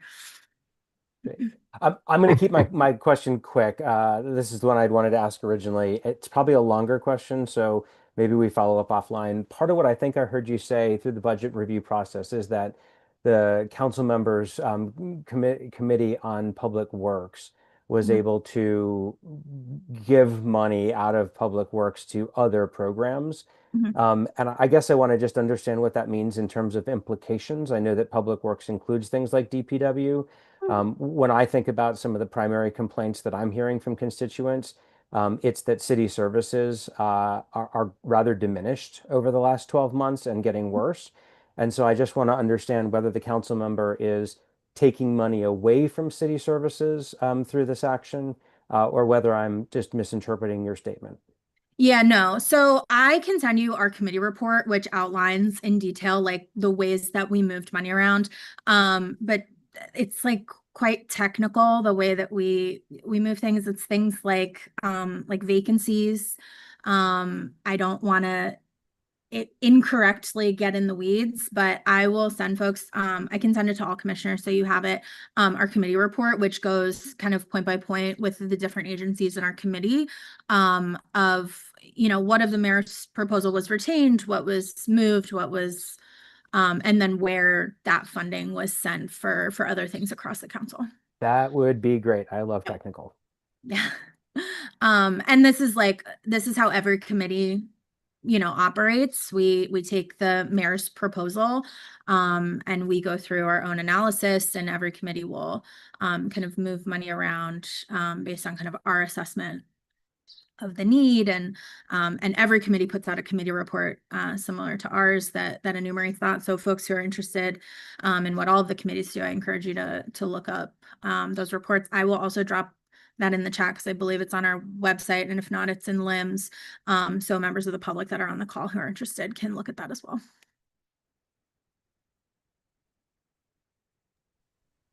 All set. And two more questions here. Commissioner Kenzik, go ahead. It's not a question, a comment. Thanks, Nicole. I actually just wanted to comment on Commissioner Sycamore and say, I think Councilmember No-Do is on her lame duck term time, and she's just trying to be in the news a little bit about trying to fight against the mayor and blah blah blah. We all know the truth, but that's what been her councilship since she's been here. So I mean, it's nothing new. No-Do. Thank you, appreciate it. And I have Mr. Hewling. You can unmute. Thank you, Chair and Commission, and thank you, Nicole.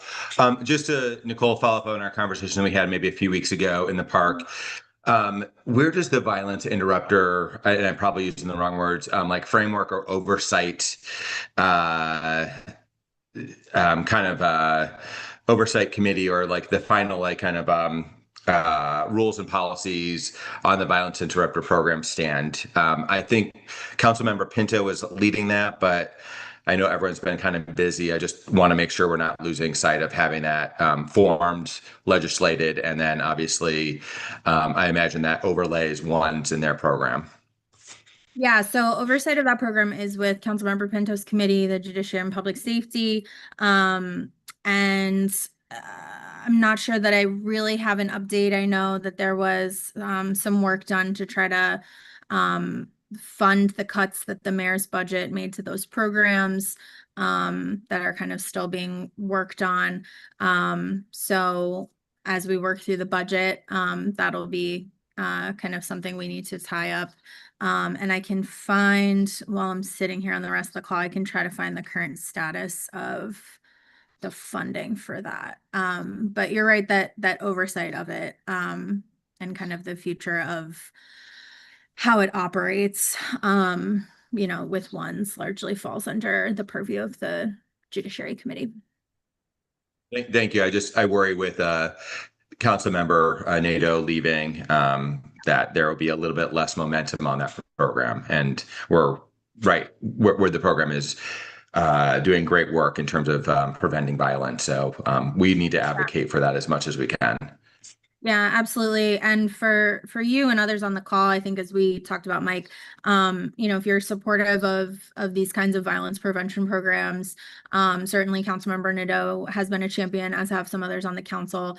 But with new leadership across government, definitely the voices of residents who are most impacted in these neighborhoods that are served by these programs is really important for folks across the council to hear.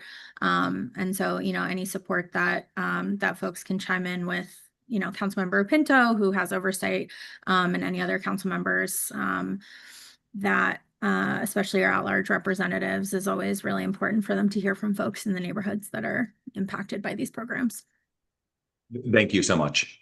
Yeah, I appreciate your advocacy for this, Mike. Actually, on that note, I saw a mention only in the Detroit Park Civic Association minutes that the contract had changed for the VI program. Mhm. Is that something you're read into, you want to comment on? And we also have EOM here. Yeah, it's now NARC, and we can make sure if anyone's not connected with them who would like to be, that we can do an intro. It is some of the same staff.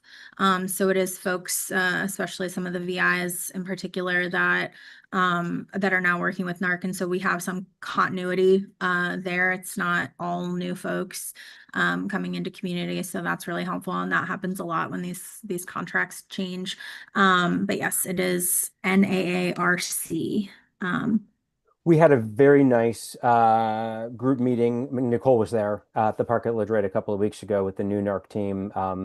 Quelly Sneed, the director of ONES, was also there with a number of folks from her staff. And so we spent some time talking about the transition to make sure that there was a quick ramp up.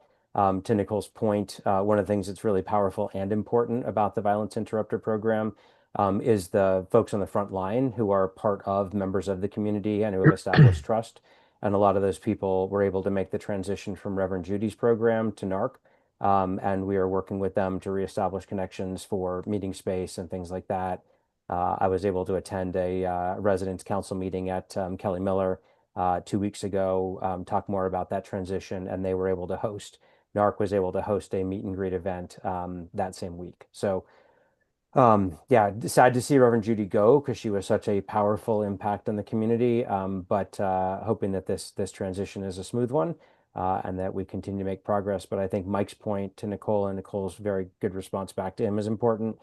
These programs need champions and they need support to be able to work.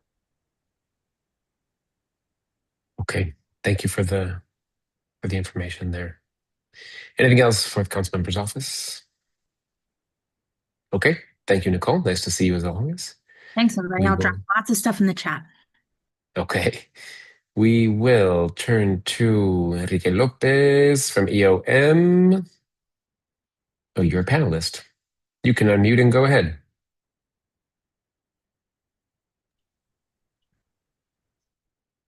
Hello, hello. Anyone can see me and hear me? Sure can. Perfect.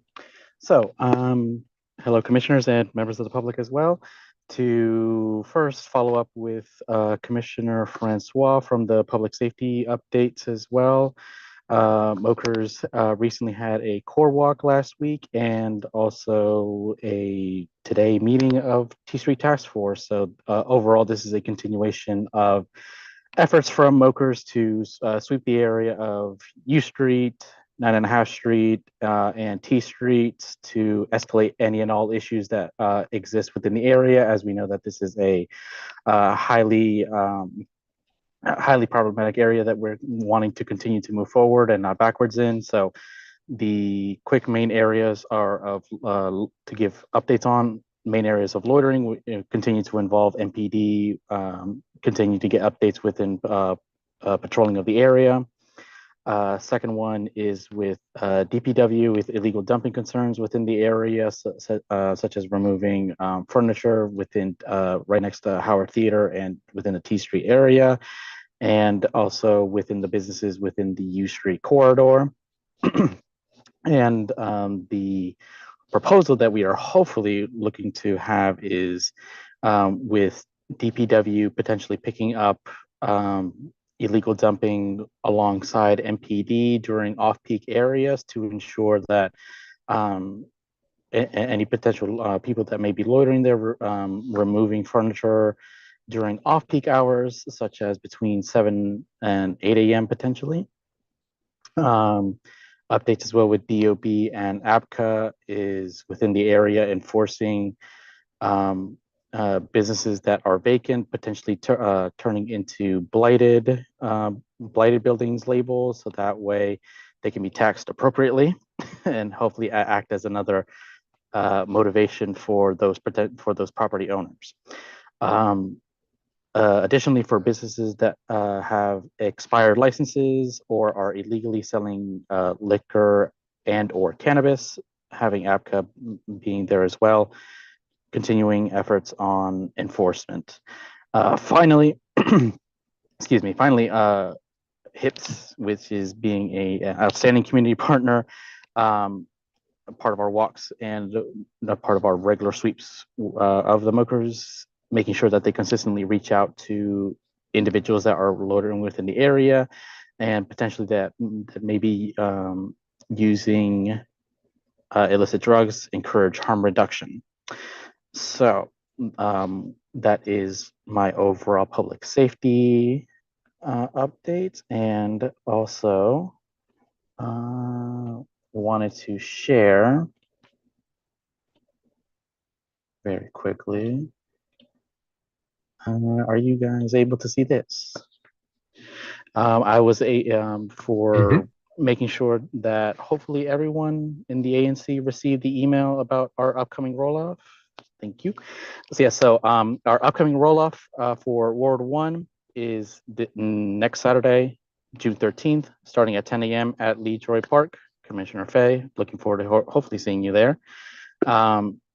To everyone that is in here, please share this with everyone that you may know, since this also has the added bonus of if you bring as many items within our roll-off, we continue to abate the issue of illegal dumping and overall unsightliness within the area. So I look forward to seeing you there. Please bring everything and anything that you can think of that you're looking to get rid of, since the more tonnage we have, less of an issue illegal dumping becomes. Thank you very much, and I'll take any and all questions. Thank you. We've got a hand from Commissioner Kensick. Hey, thank you. Great presentation. And I've never seen such cleaner dumpsters before. They look perfect. Now, the only thing I'd like to add is that I hope that you guys take precautions, and also with the people coming up to the garbage cans. A lot of times I know that you have here wrapped mattresses, and people think that solves the issue with containing bed bugs, but it doesn't always do that. In fact, sometimes it can lead to other things just as simple as toys and everything else. So I would just say that people that are doing it, is there a safe way for them to go up? Are they going to be loading it in themselves? Are they going to have people that are actually going to be doing it, that are going to be wearing proper gear, so they don't have to worry about any type of, anything happening while they're trying to throw away their garbage? Thank you. Mm-hmm. Yes, thank you, Commissioner. So DPW will have staff on standby at the roll-offs because we know that some of these items may be bulky, heavy, so they will be there. Their team will be there to help offload from trucks, cars, what have you. So to kind of minimize that risk. Thank you very much. And I've got Commissioner Hanrahan. Question about the clothing. Would it be kind of like recycled or reused or something for the clothing, or is it just going to be like kind of thrown out or something like that? This will be separated into for recycling purposes, since that is like those types of materials have to be set aside at the dump. DPW does that sorting.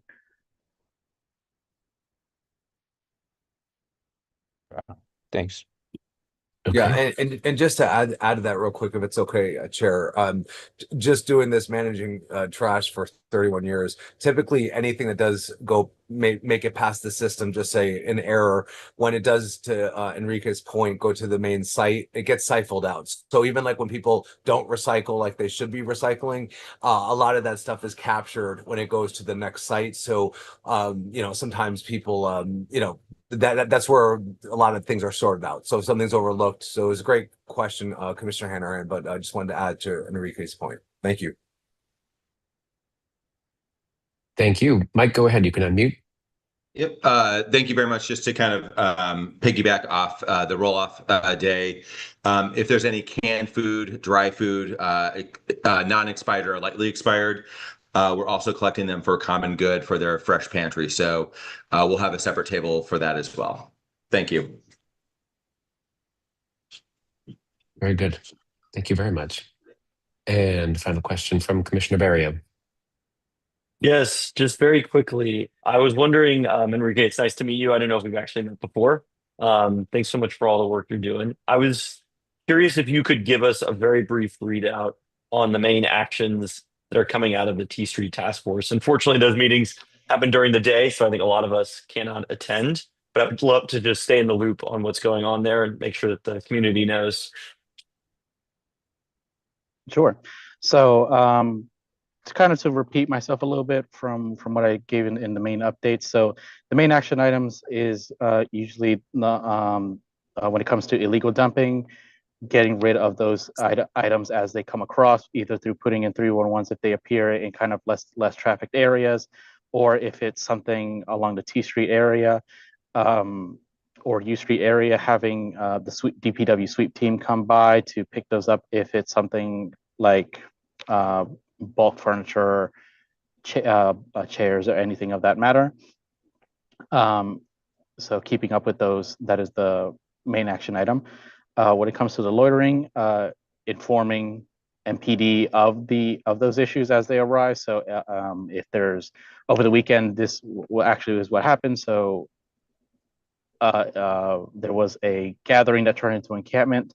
This was informed to MPD, and then their team came down to patrol the area as well. And also HIPS was informed. Excuse me, HIPS was informed as well, making sure that they conduct outreach to those particular people that are within the area, making sure that they have the actual resources that, if they so wish, when it comes to housing resources, harm reduction resources, keeping up with those two main organizations are the action items for that topic.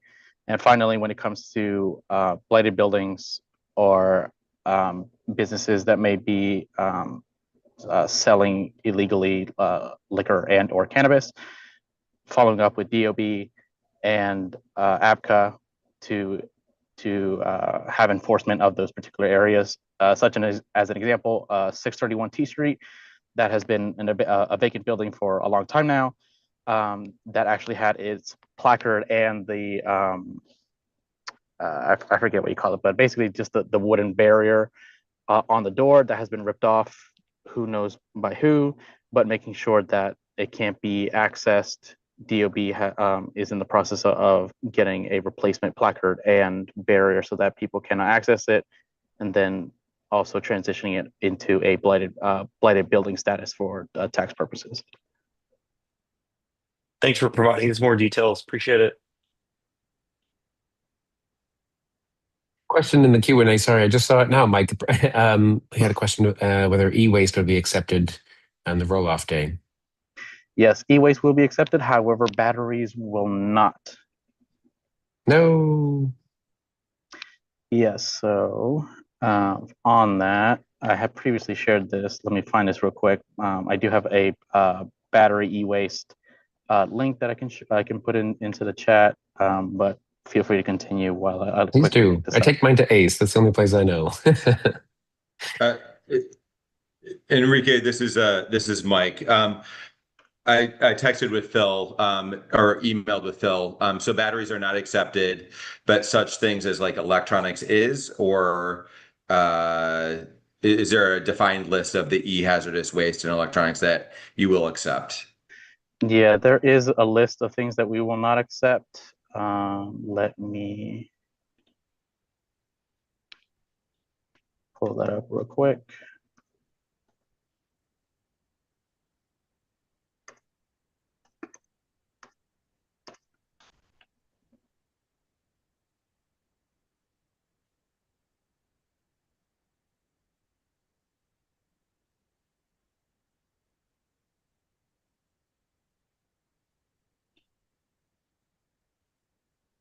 I'm trying to find this very quickly, so I do apologize.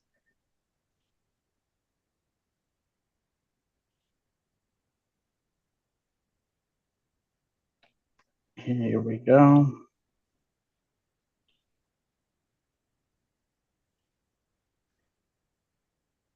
So this whole list is all the things that are not accepted as part of the roll-off, and I will share this in the chat.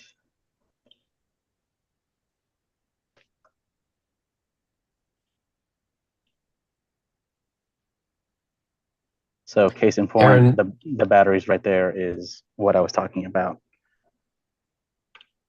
Cool. Karen, do you mind adding that link to our calendar listing for the roll-off? Please.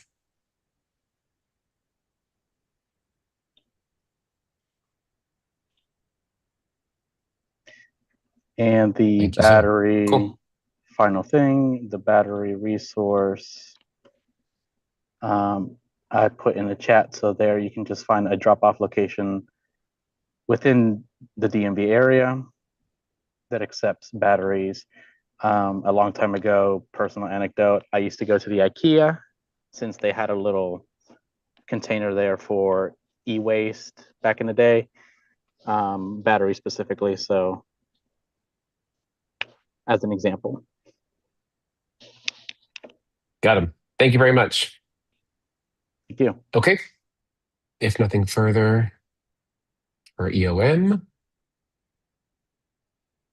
we'll move on to district agencies. And thank you very much, Enrique. Appreciate you. We are expecting Nancy Lyons. Nancy, hold on. I will allow you to speak. You can unmute. If you want to share your screen or something, though, I think I'll need to make you a panelist. Do you need that?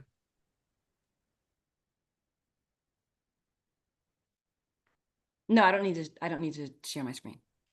Okay, sure. Go ahead. Welcome. Thank you very much for joining us. I know you're here to talk about what's going on with the mural at Ben's. Thank you. Yes, I'm Nancy Lyons. I'm the Public Information Officer for the DC Department of Public Works. I also run the Murals DC program, and as you know, Ben's Chili Bowl was recently renovated, and Murals DC is working with them for the third time to paint their new mural. So we'll be working with the same artist who did the first two murals. That's Ania Khan Udofia, who lives in Ward 1.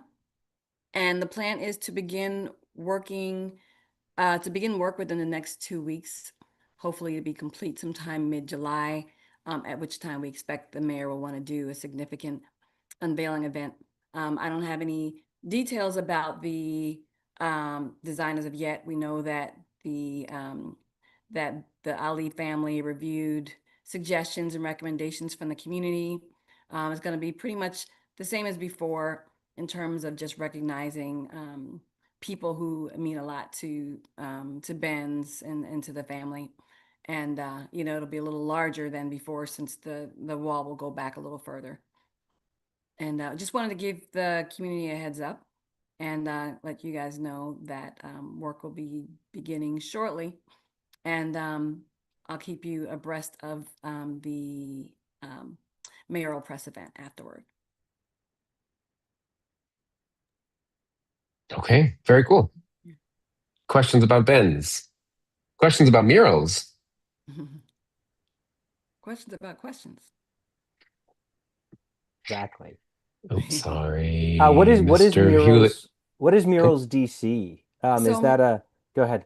Yeah, Murals DC was started in 2007 by the Councilmember Jim Graham, who passed a few years back. And the whole goal was to find a creative way to stop the repeat cycle of tagging, which was a really big problem in Ward 1 at the time. Ward 1, you know, still a very commercial area, which those areas tend to receive the most amount of graffiti. And so at the time, it was discovered that if you put a mural on property, people wouldn't tag. But over the years, we've noticed that that hasn't necessarily been the case. I think some of it depends on who the artist is, but then I think, you know, a lot of people also like to make their name just from tagging over a mural. And because there doesn't seem to be a lot of recourse for doing it, you know, sometimes people do it just to, you know, just to put their name on, you know, someone else's creation or add their name to someone else's creation. But for the most part, we do find that people do respect the murals and have a tendency to not tag the murals in Great, that thank particular you. wall. Following up on the earlier conversation with the bid, yeah, I think, you know, I'm Commissioner Francois Barrio, and I'm working with Suda on 9.5 Street, Ms. Lyons, on some of the murals we're trying to get done over there. And I definitely think in the future we want to bring more art to U Street because it is such a creative place. There are so many artists in the area, and I do think, you know, the more color we can add to the walls, Yeah. the more welcoming and attractive the place will be to everyone who visits Yeah. here, and it will be great for economic development, public safety, and just beautifying the area and placemaking. So yeah, looking forward to working with you in the future, and I think there'll be lots of opportunities for partnership between the bid and Murals DC as well as the ANC. I look forward to that. If anyone has any questions about Murals DC, they can go to the website muralsdcproject.com and or they can also email murals.dc@dc.gov. Thank you. Oh, I think we have a question. Mike, do you have a question for this? Yes, Ms. Lyons, thank you very much. We're trying to get two murals kind of revamped. One is the one in LaDroit Park. This is How We Live. It was done in 2008, and it needs a restoration. We reached out to the current artist, and he gave us a quote about 20K. We're going to try to do some partnership with the mayor's office and also through local fundraising. Is that something that your organization handles in terms of restoration of existing murals in DC? I feel like I saw an email about that mural. So the Commission on Arts typically has a restoration fund, and I Okay. believe I thought funding had been identified to restore that mural. Um, I think that let me look at my Maybe we can also just follow up offline on that. yeah, Offline, Since it's yeah. Yeah. and because I'm, I think I'm they had identified who painted the mural, and I felt like I believe that there was some funds that were identified, but I can follow up offline. and Nancy, I have your email address, so I'll put you and Mike in touch with one another. Okay, that's great. Thank you so much. You're welcome. Okay. Thank you very much, Nancy, for the visit. Appreciate it. Have a great evening. You too. All right. New And we can business. move to commissioner and community announcements. Hold your horses. Are there any commissioner announcements? I have a very brief visual announcement that I would love to Oh, God. share. Give me a second as I put it into full screen mode. So I just want to, it's June. And so happy Pride. Oh, yay. LaDroit Park started this tradition last year. Our artists in residence developed a kind of a floral display. This gets hung on the the LaDroit Park arch. And so far we have had very few of the little fake orchids pulled off. So that's a good thing. But please stop by. We added well, I'm not on Instagram, so you guys can tell me what the hashtag is. But you can tag it this year to LaDroit Park Loves. And so we've got a little sign down there celebrating Pride Month and diversity and LaDroit Park. So stop by and take your picture. That's mine. Obsessed. Obsessed. Nice job.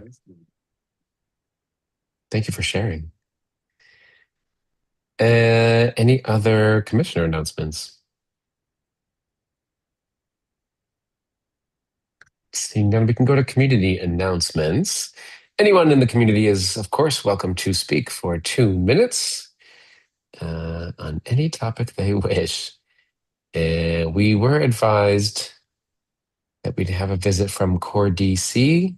Well, I'm checking to see if someone's in the audience. Mike, go ahead.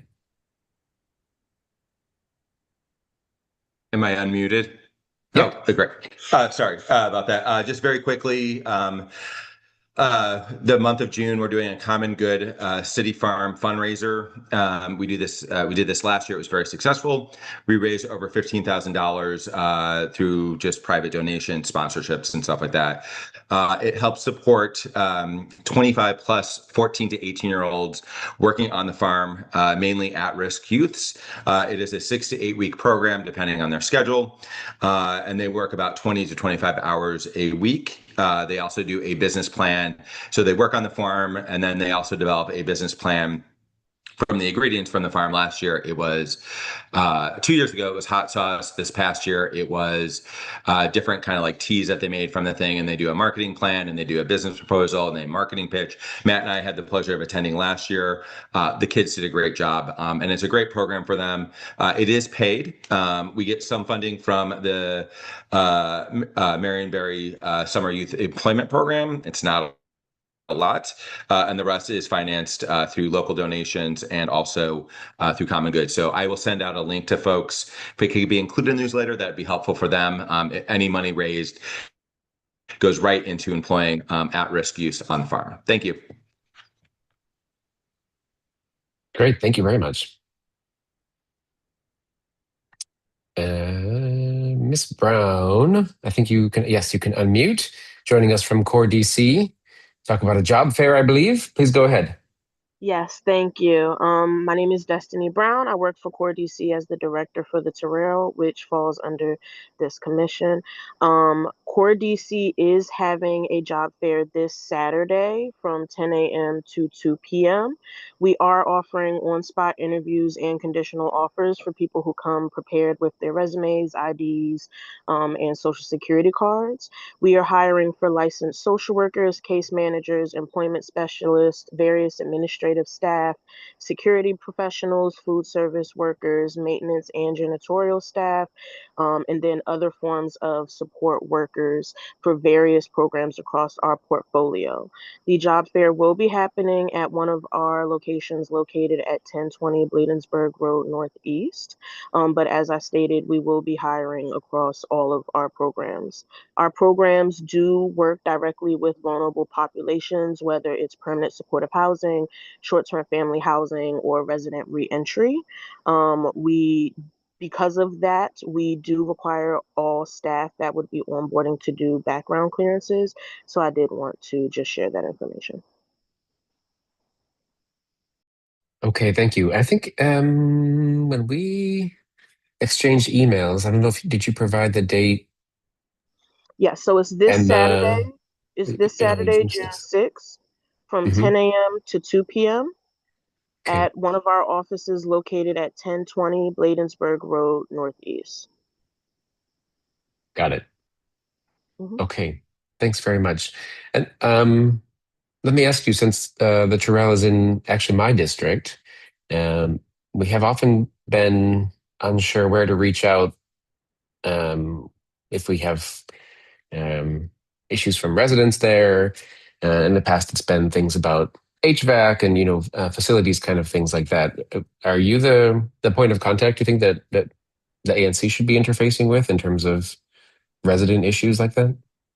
Yes, I work directly within the building, so you can reach out to me with any complaints that you do get. I do know that you and I communicated last year around this time about a complaint that you had received.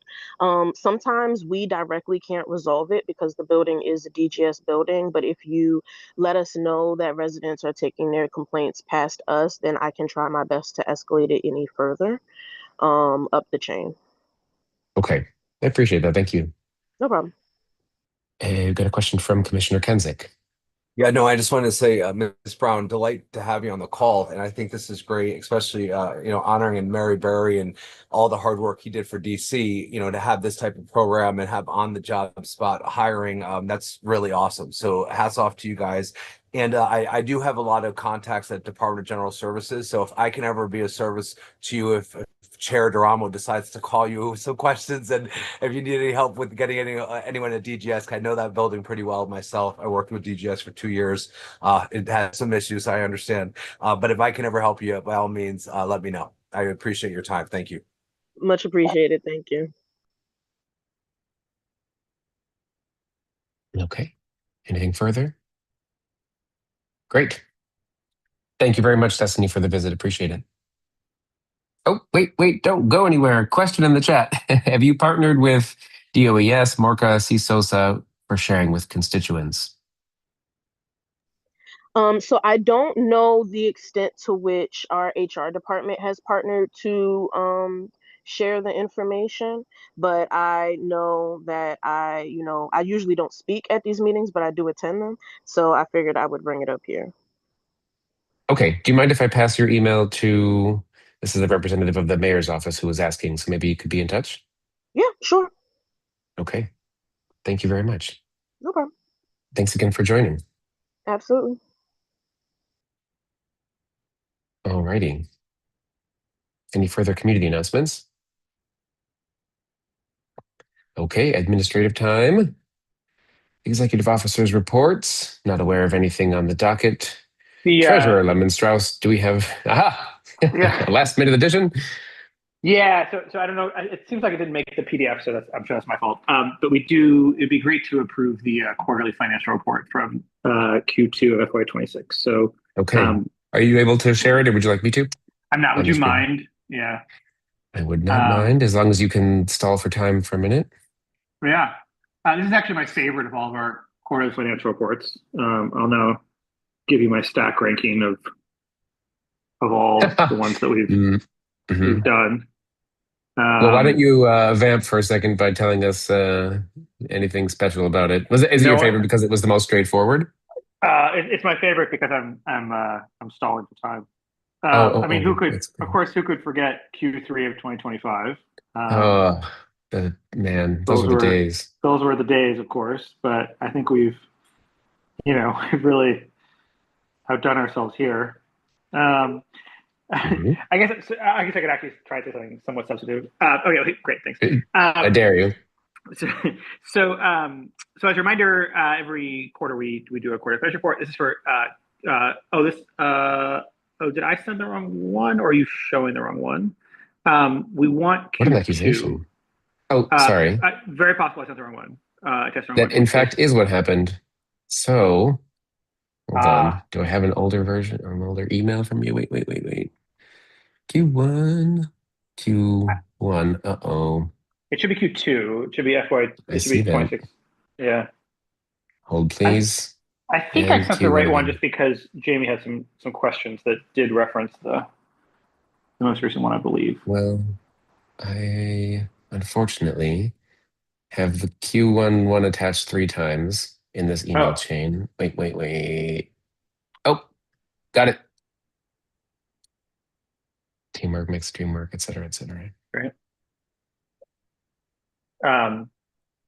I have a colleague at work who has a 4-year-old who goes around the house saying, "Let's do teamwork." And so now that's what we say. We say, "Let's do teamwork." All right. So this is the quarter financial report for Q2 of 2026. So as a reminder, we're on the federal government's fiscal year. So Q2 is January through March of 2026, because the fiscal year turns over in October. As always, we really only have one source of revenue, and that's money from the district, where we've gotten some here. And then on the expense side, if you don't mind scrolling down, the main expense that the ANC has is personnel. And so that's the contractors and sometimes employees that we employ. And in this case, we have 2 grants that were paid out during this quarter. One for the Vermont Avenue Gardens cleanup, and one to the African American Civil War Museum. And that's about the scope of things.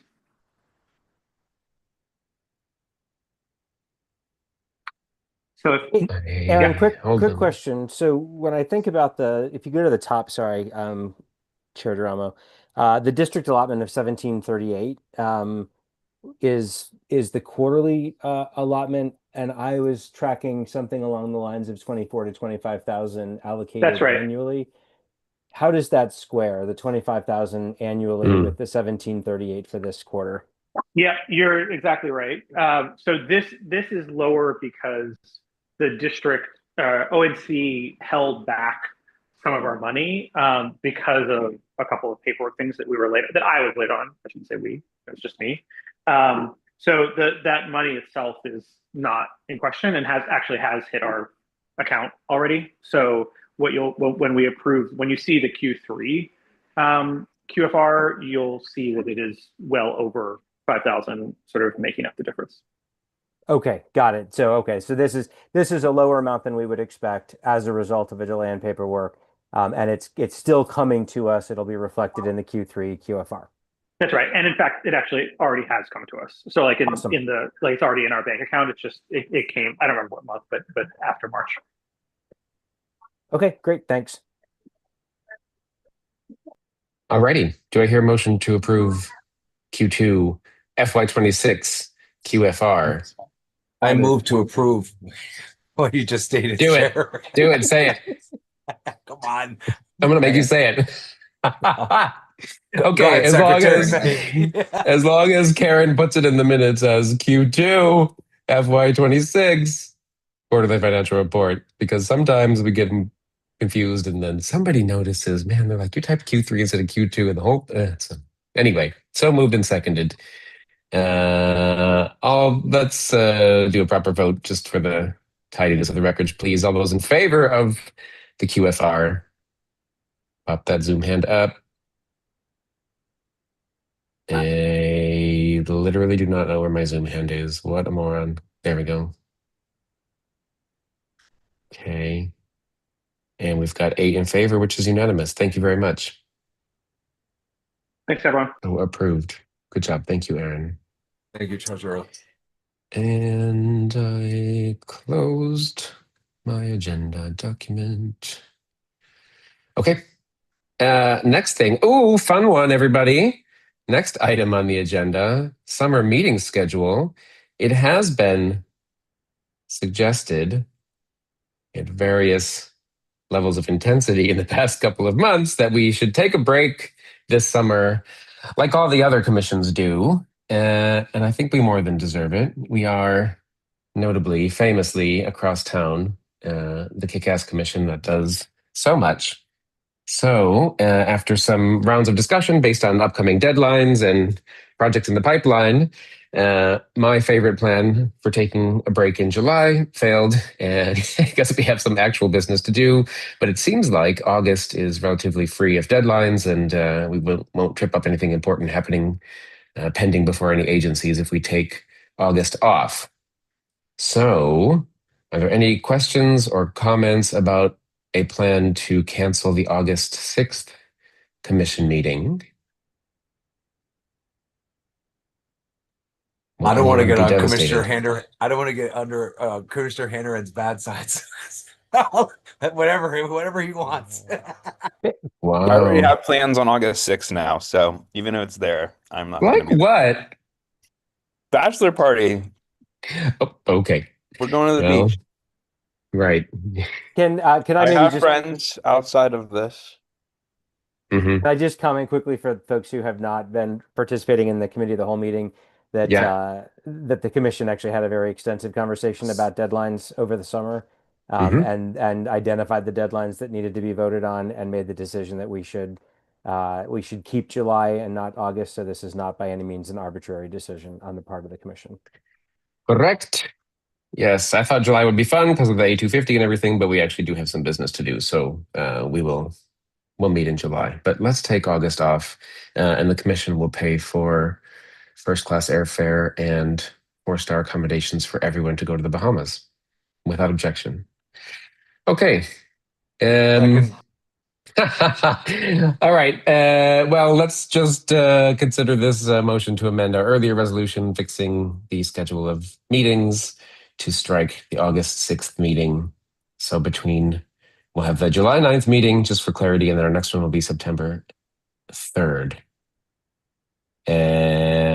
All those in favor of that, let's pop up our hands.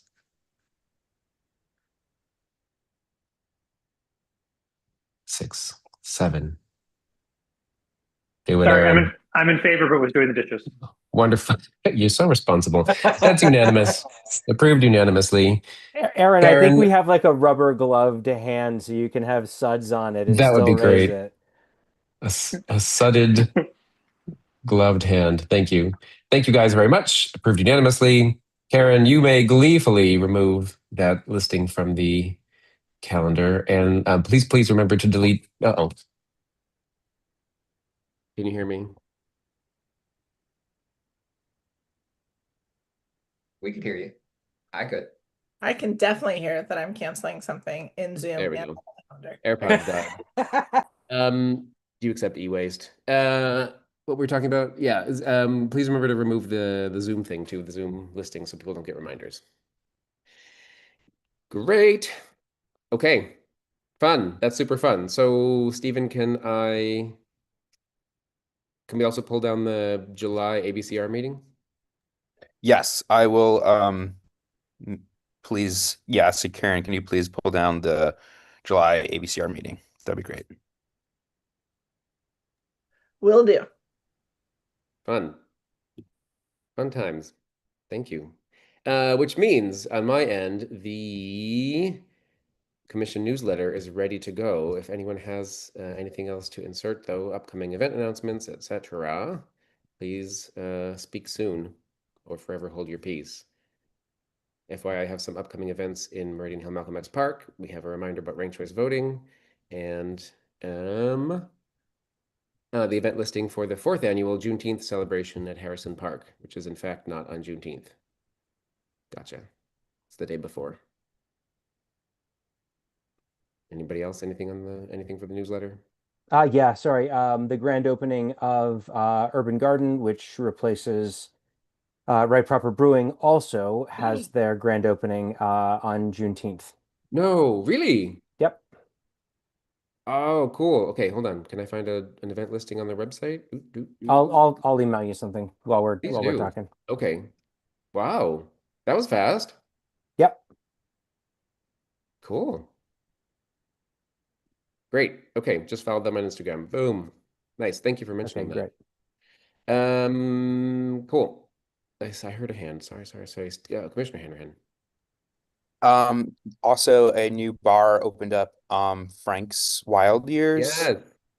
Yes. Just saw some press today in the Prince of Petworth. They are the same owners from Snappy's Bar on George Avenue, and there's a big fan following there, and we have a good settlement agreement where they are going to close their Summer Garden sidewalk cafe earlier, and the owner seems really nice, and so we're really happy to kind of welcome them into the neighborhood too. 100% absolutely true. Cool. Thank you for mentioning that. I actually did tweet it from the commission's account today, and I'll certainly do the same for Urban Garden. That's great. We'd love to welcome new business to the commission area. Sweet. Okay. All set then. We can move on to new business, I believe. Great. First item on our agenda, if you can believe it, y'all, is a settlement agreement, draft settlement agreement with Thirst Lounge. Phew. This has been a long time coming and has involved more cooks in the kitchen than possibly we can count. And I really want to hold space for everyone's contributions over the past year and a half on this commission. This has been quite a saga. It has caused a lot of upset and heartache. It's also important to note for the neighbors, for the business itself, for Commissioner Kensick, in whose district this is, and has taken a lot of really careful negotiation for the past several months to get to this settlement agreement. I think Commissioner Kenzik might burst into tears. And I mean, honestly, like it is more than one commissioner could ever handle. I've been happy to support him and go in person several times there. Commissioner Hanrahan and his committee have done work on this. Commissioner Fay brought his expertise from working with Flash and other operators and helped us do sound tests twice, has been taking point on the actual drafting of all the stipulations, hand in glove, I would say, with Carrie and Dan, our two attorneys who have been fabulous. And of course, the party of five neighbors. I think they're represented tonight by both Annie and Ben on the line. Guys, let me know if I'm missing anybody in the audience. And Matt Minora is also on the line, who represents Thirst. It has just been lots of cooks in the kitchen, as I said. It is a whopper of a settlement agreement precisely because it's a whopper of a case. I'm not aware of anything quite as delicate and complicated as this. A lot of the issues stem from the fact that there is a licensed establishment which can play music right next to homes, which I think is a larger systemic issue. Not going to get into that here, but I do think the city should be much more thoughtful about where it does license establishments that are very predictably going to make a lot of noise. But now that we have one immediately adjacent to some homes, we've had to do the best we can to craft a settlement agreement to constrain that noise. And we've seen the effects of it over time. It's been very hard on neighbors. Folks have moved away because of this. There's been lots of disruption with pregnant neighbors and new parents, and it's just truly been a source of a lot of heartache. So I'm really proud of the work that we've all done. It has taken a lot of late night phone calls and site visits and many emails with many paragraphs in them, culminating in, so like I said, the two sound tests recently where we went through with decibel meters, four of them, four different models to make sure we were capturing all possible variations and tested for lots of different factors that are very pertinent here. There's a glass roof that is retractable, so open and closed. There are two levels of entertainment. There are two different entertainment systems. This agreement, I think, is quite comprehensive in capturing all of that complexity. All of that said, I definitely want to hold space for the fact that there's also a lot in the settlement agreement about communication and how the neighbors and the ANC can expect to interact with Thirst going forward when there are issues which will inevitably arise. And I hope that that protocol is airtight. And the commission, of course, always stands ready to be a facilitator. We have good contacts at ABCA. It's not everyone's favorite agency. They are constrained by their own, resources and all of that too. But we want to be a conduit to make sure that they are paying attention to this case and helping to enforce the agreement once it's signed. I'll also note,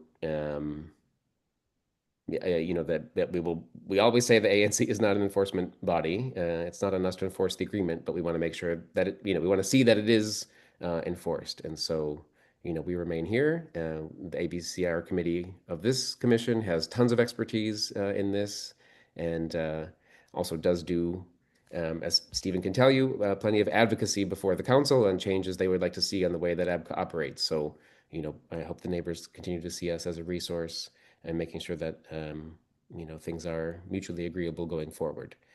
It's been demonstrated to us that a settlement agreement is only as good as the enforcement of it, right? Otherwise, it's not worth the paper it's printed on. So we want to make sure that this is a positive example of coexistence on this commercial corridor between commercial space and residential space. And so, once again, please count on this commission to be an ally and an advocate in that regard. I want to turn it if anybody wants to make a comment, especially Commissioners Hanrahan, Kenzik, Fay, who've been so intimately involved in this one. If you want to share any thoughts or, and of course, Stephen, it'd be good for us to, per usual, go through the principal provisions of the settlement agreement if you want to get ready to share it. But I'll go to Commissioner Kenzik first. It's his SMD. Yeah. First off, I just want to say thank you to this commission, Secretary Fay, Chair especially you, Commissioner Henner, and your leadership. All of you guys have been great. This has been a really long haul. Council member, or I'm sorry, Councilor Menora, thank you for being on the call and working with us. And I want to thank mostly my constituents for just being as patient and just relentless in making sure that the right thing is being done. I do want to say before we get into this, that this is something that has been longstanding. We know this. I'm glad that we're finally able to come to the table, and I'm going to be in support for this. But I want to make sure that we know that there's still going to be resident concerns even after this settlement agreement is gone through and we yay it tonight. And we just have to make sure that that we stay on top of it. I stay on top of it as the SMD commissioner, and I do plan on running a fourth term and take full responsibility of that. And I ask us as a commission to continue, as you guys supported me, to get this done, to make sure we're staying committed and vigilant and making sure that we're keeping peace for everyone. And I'm really happy that Thirst is able to operate. That I think they are a great part to the community. And again, I just really want to thank everyone on this call. Everyone has made a difference. And although it might not be, everything's perfect for everything or everybody, but as long as, this testing is continued and we don't desert this and we stay on top of it, and I can promise you that to my constituents and others in the area that I will not let this go, and we'll make sure that this future or next test, it's a starting point. It's even though we're getting an agreement or tonight, I just think that we just have to make sure we stay on top of this and make sure that we work closely with Thirst through this, and also with our neighbors. And I, again, appreciate everyone. I'll stop rambling. Thank you guys for everything. I can share the agreement if you would like. Please do.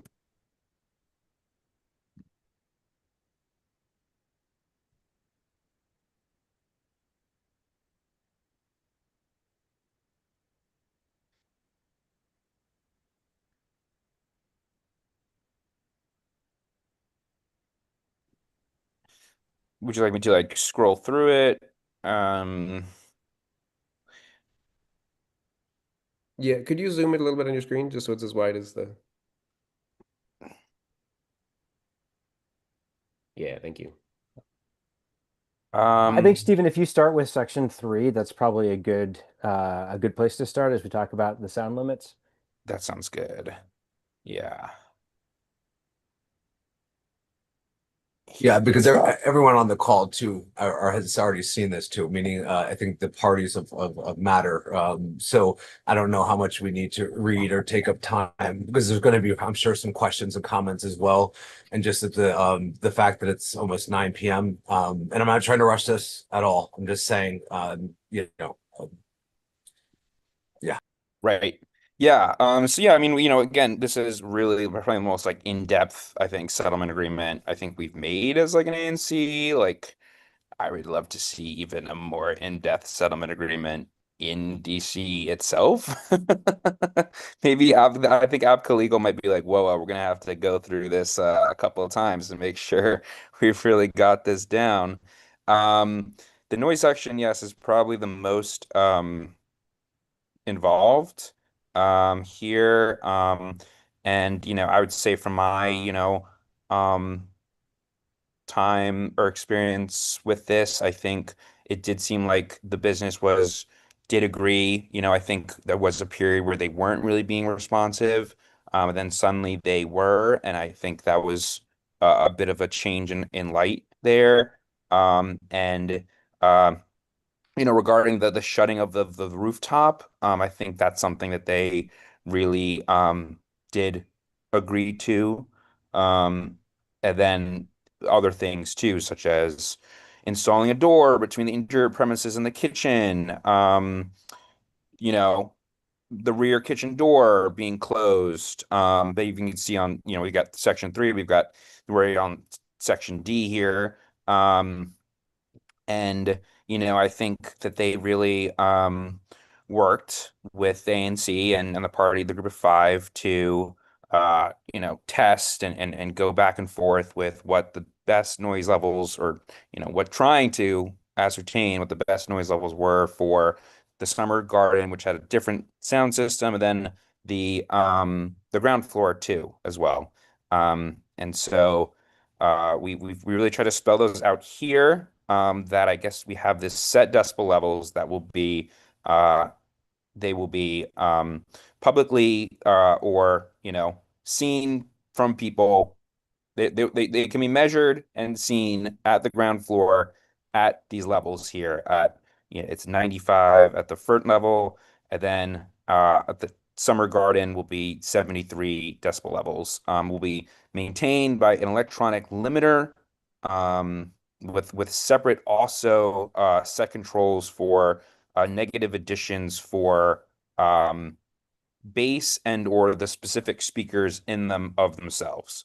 So I think we really, really quite a bit of work there, getting those numbers, and again, and to kind of go off of what other folks are saying here, like they also agreed to they get a sound engineer to retest this. If they want to change this, they have to get a sound engineer to engage changes in this settlement agreement, which is, I think, a huge win.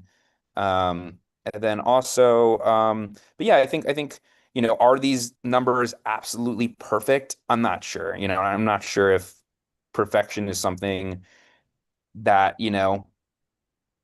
we can hope to achieve here, but I think that this is going to make the situation a lot better. And I think I feel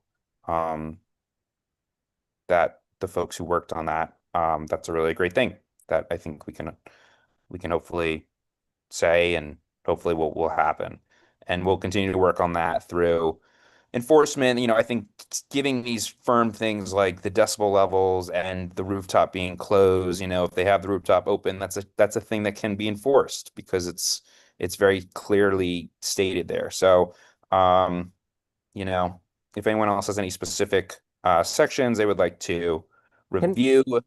Can I make one comment around Please. the enforcement? I think the other side of that, and I think this is something that the Thirst management leadership had said, is it also gives them a target that they can manage to. So rather than a punitive sort of thing, it also gives them a target that they're able to look at and track and manage to, so that they are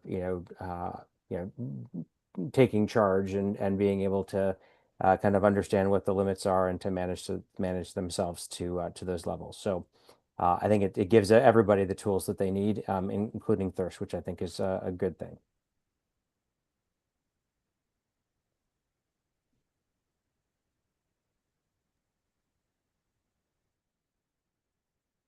Anything else, Commissioner Hanrahan?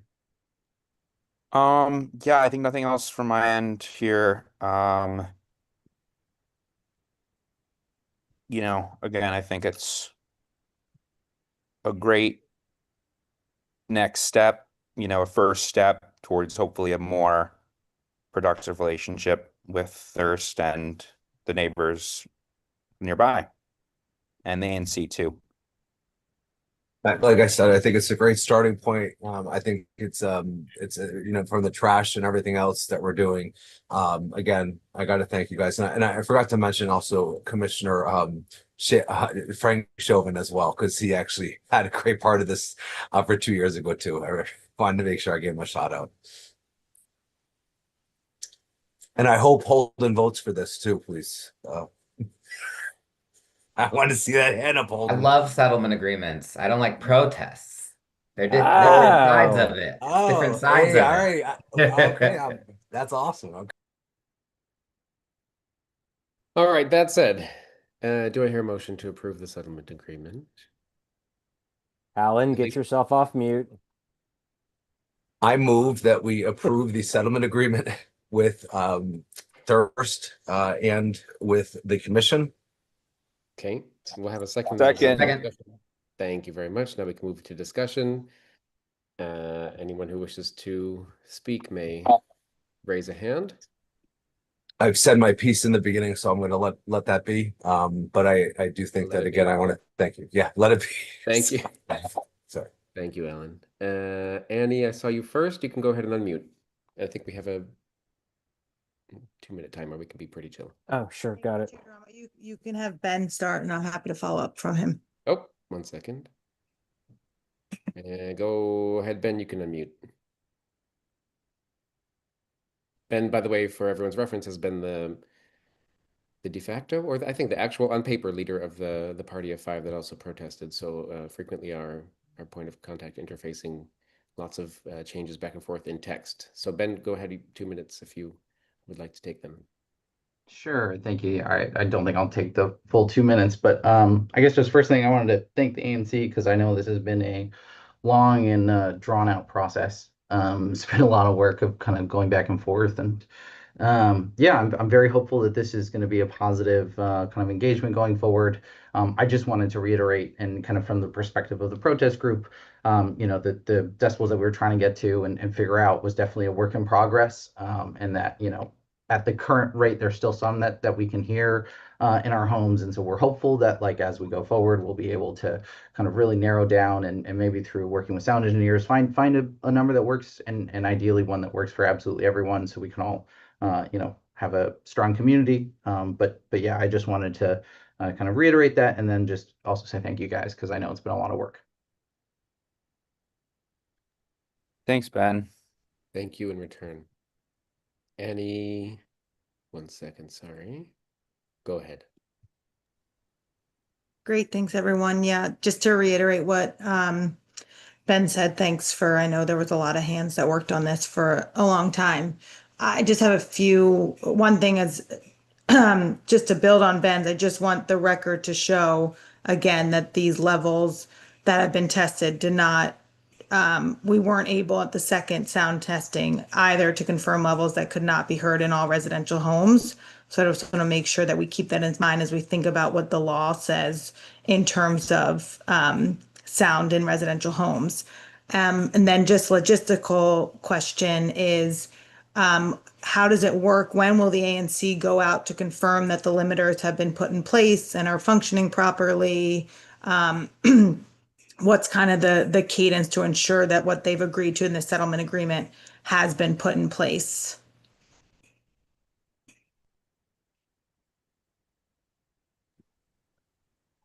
You want to go, Commissioner Hanrahan, you want to go ahead? Yeah, that's a good question. I think it's something we can still keep talking about. I guess the APCA board will formally accept the settlement agreement. Actually, yeah, I'm not Do sure we have a now. schedule of when this would fall on the board's agenda? Maybe Dan is tracking that better. They meet on Wednesdays, but the legal team would review it first, so it might take like a little bit of time. I think once then maybe we could just reinitiate discussions with Thirst on the plan to make sure all this is properly installed and followed up on. There. Why don't we maybe do this? So I think Stephen's hitting on the building blocks, which is tonight we are expected to approve the settlement agreement. Thirst will countersign it. It'll be sent to ABCA Legal, which will review it, submit it to the board for their approval. It usually takes anywhere from 2 to 4 weeks, and Matt Minora and our legal team can weigh in on that. But it usually takes 2 to 4 weeks. We wouldn't expect that implementation of everything would happen before the settlement agreement is approved. And so I think what we should do, Annie and Ben, is to kind of pull up, let's say, kind of in the next 3 to 4 weeks on approval, and let's pull up in the next 3 to 4 weeks after that for a follow-up conversation with the Thirst folks. And I think one of the positive things that has come out of this process is building what I think is a productive working relationship between the ANC and Thirst. And so I'm hopeful that that productive working relationship continues and that we can work with them to be helpful, but also to check in on the status of the changes that they're going to be making as a result of the settlement agreement. Okay, so just so we can aim for somewhere between mid-July to beginning of August that limiters are installed and that the ANC is checking that. And I imagine in the meantime, the ANC will ask that Thirst is abiding by these levels, even if limiters are not put in place. Yeah, that's the way that it's written, is that with or without limiters, the sound levels, the decibel levels are agreed to, and the limiters provide an extra layer of insurance for them and for the neighbors. Okay. Yeah, so I think it will be nice for the residents to hear back from the ANC. I know you guys just voted not to have the August meeting, so sometime this summer where they're getting an update that things have been implemented and are moving along. The other thing, Annie, that I think came out of this, which I hope is positive, I know my community finds that, Stephen's community, is that you've got our cell numbers. And so whether we're having a public meeting or not, right, you should, and we would expect that you would reach out to us, so that we're all staying on top of timing and next steps. And so I encourage you to do that. And I also want to clarify that we welcome that. Welcome. Awesome. That sounds great. Thanks, everybody. Thank you, guys. Oh, got Mike Hewling. Go ahead, unmute. This is just a general question. If for any settlement agreement, I guess, Commissioner Handerhan, if there's a violation, does the community report that to ABCO, or how does that what's the best method? And it's not just this one, but in general for community members to report a violation so that you guys know about it. It's a great question. Maybe one for our next ABCR committee meeting too. I think the best way is calling ABCA, right? Calling 311, calling ABCA. But I think that it does take a little bit. It seems like it takes a little bit of work. There might be that initial 311, and then there might be like that email that's sent to ABCA director, copying your ANC folks, and kind of trying to really be specific with knowing it requires a little work in terms of knowing what the settlement agreement is, and then knowing and trying to have evidence showing that what's happening is not being followed. I think there is a little bit of onerous on the folks to do that. But I think, yeah, I would say 3-in-1, and then I would say, knowing specifically like kind of what the provisions are, and then what is not being done in terms of those provisions, and really spelling that out to ABCA is the best way. I think if there's any kind of gray zone there, I think it won't be done. Thank you.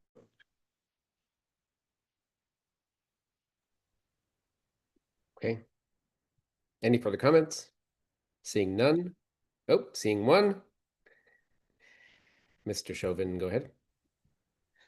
Yes, I'd just like to say that on the backs of these poor neighbors of ours, Annie and the gentleman leading the Party of Five, as well as on the backs of folks on 9.5 Street, but all of the effort over the last couple of years, this is onerous pain that has befuddled many good neighbors who've had to move, who've had to experience this through pregnancy, etc., as everybody's iterated here on this call.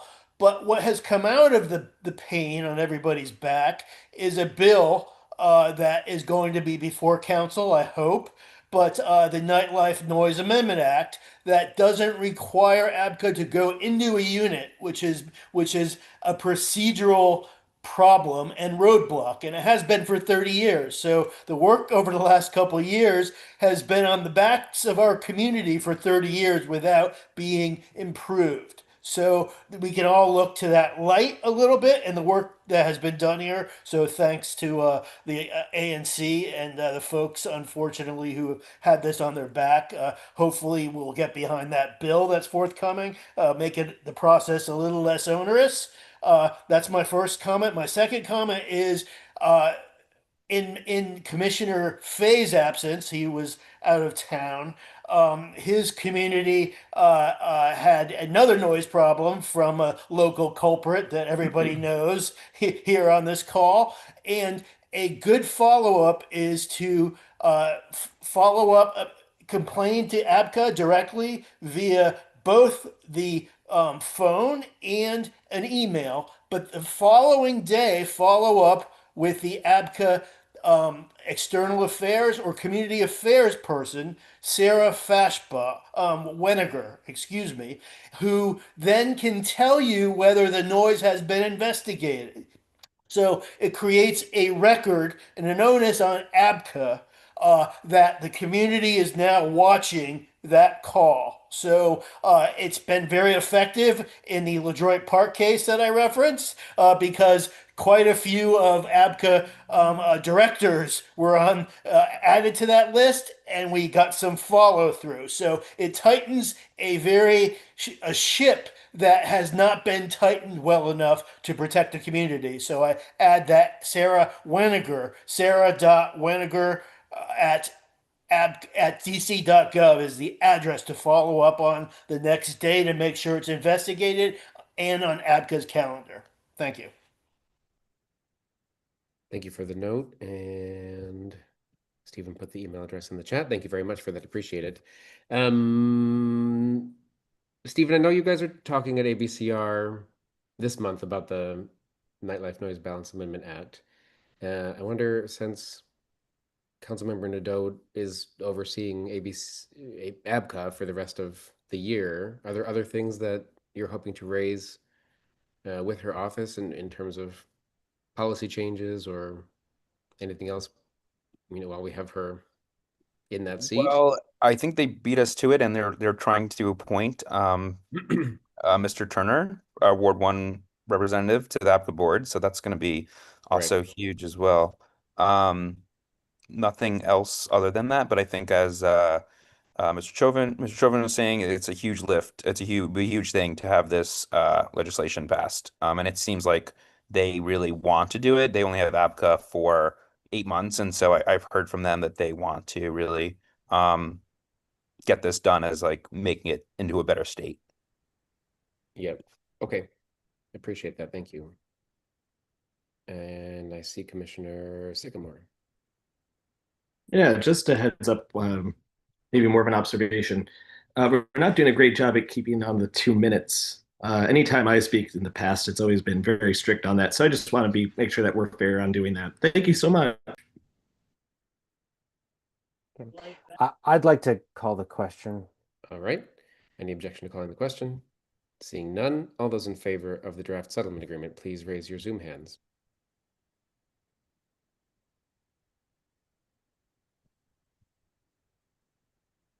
Suds. Aaron Lemon-Strauss, I summon thee. Thank you. That's 8 in favor. It passes unanimously. Thank you very much. Truly appreciated. Thank you, Annie and Ben and Dan and Matt, for being here. With that, I will just turn the entire meeting over to Commissioner Holden. How fast can we do it, guys? You know what? Just go. So fast. Okay. Bus stuff. Because they're all really good. They're all really well written, and they're all really detailed, and they're all really good. Too long. Okay. The first one is a resolution requesting budget support for WMATA Better Bus Fixes. This was basically taken from 5F. They saw that this was a problem and wrote this resolution. I think they passed it last month just because of how their calendar fell. But basically, I was mentioning it before. WMATA at the end of last year for the FY27 budget had proposed these service enhancements. The most relevant ones to us are like the D50 on 14th Street, C57 on U Street, C63, Georgia Ave, Columbia Heights. Uh, but the bus network is for the whole city, right? So like all of these could be useful to people on different types of trips. A lot of them were, some were small tweaks, adding a stop here or there, but others were adding more service on more days, more frequent, and a more frequent and reliable bus network is a better bus network. So the mayor stripped out it was going to cost $6 million to do all these changes. The mayor proposed taking that out of the budget and repurposing it for legal programs is what I have heard. I don't officially know what legal programs mean, so don't ask me, but generally for other programming it for other things, not taking it out of the budget, just reprogramming it to other items. Councilmember Allen on the Transportation Committee was trying to get it reprogrammed back to WMATA. So this is just asking for that money to support these changes that they had proposed. Any questions? And thank you to our friends at 5F. Love 5F. I'd like to move to support. Is there a second? I'll second my own resolution. Do it. I'll do it. Second. Debate, discussion, debate. Seeing none. All those in favor of the resolution?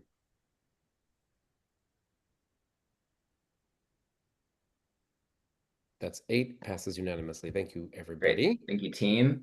The next one we talked about, and I don't have this one in as fancy in our fancy 1B format, but it's all there. Is also from the Great Ward 5. This one actually was first written by 5B, and we modified it very slightly, slight tweaks, but lots of ANCs are now passing or working on 311 resolutions. I think commissioners know, residents know that sometimes 311 is confusing. You can't find what type of service request you want, or there is no service request for a thing that you think should be on there. That's like what we're used to having problems with 311 for. And then of course, like resolution time, like you submit a ticket and then maybe it gets closed 5 years later or never, right? That's like the normal problems. Over the last month or so, it's gotten even worse. If you go to, these are actual technical problems now with the platform. So if you go to the app or the website, there's a banner that says like the app doesn't work, or please use this instead. Like core functions of the service are not even working. So if you wanted to submit a service request that exists, you can't. So that's pretty bad. It's the main way that people are told to interact with the city when there are issues. I tell people to do it. We've told people on this very call to use 311 tonight. So it's a huge problem.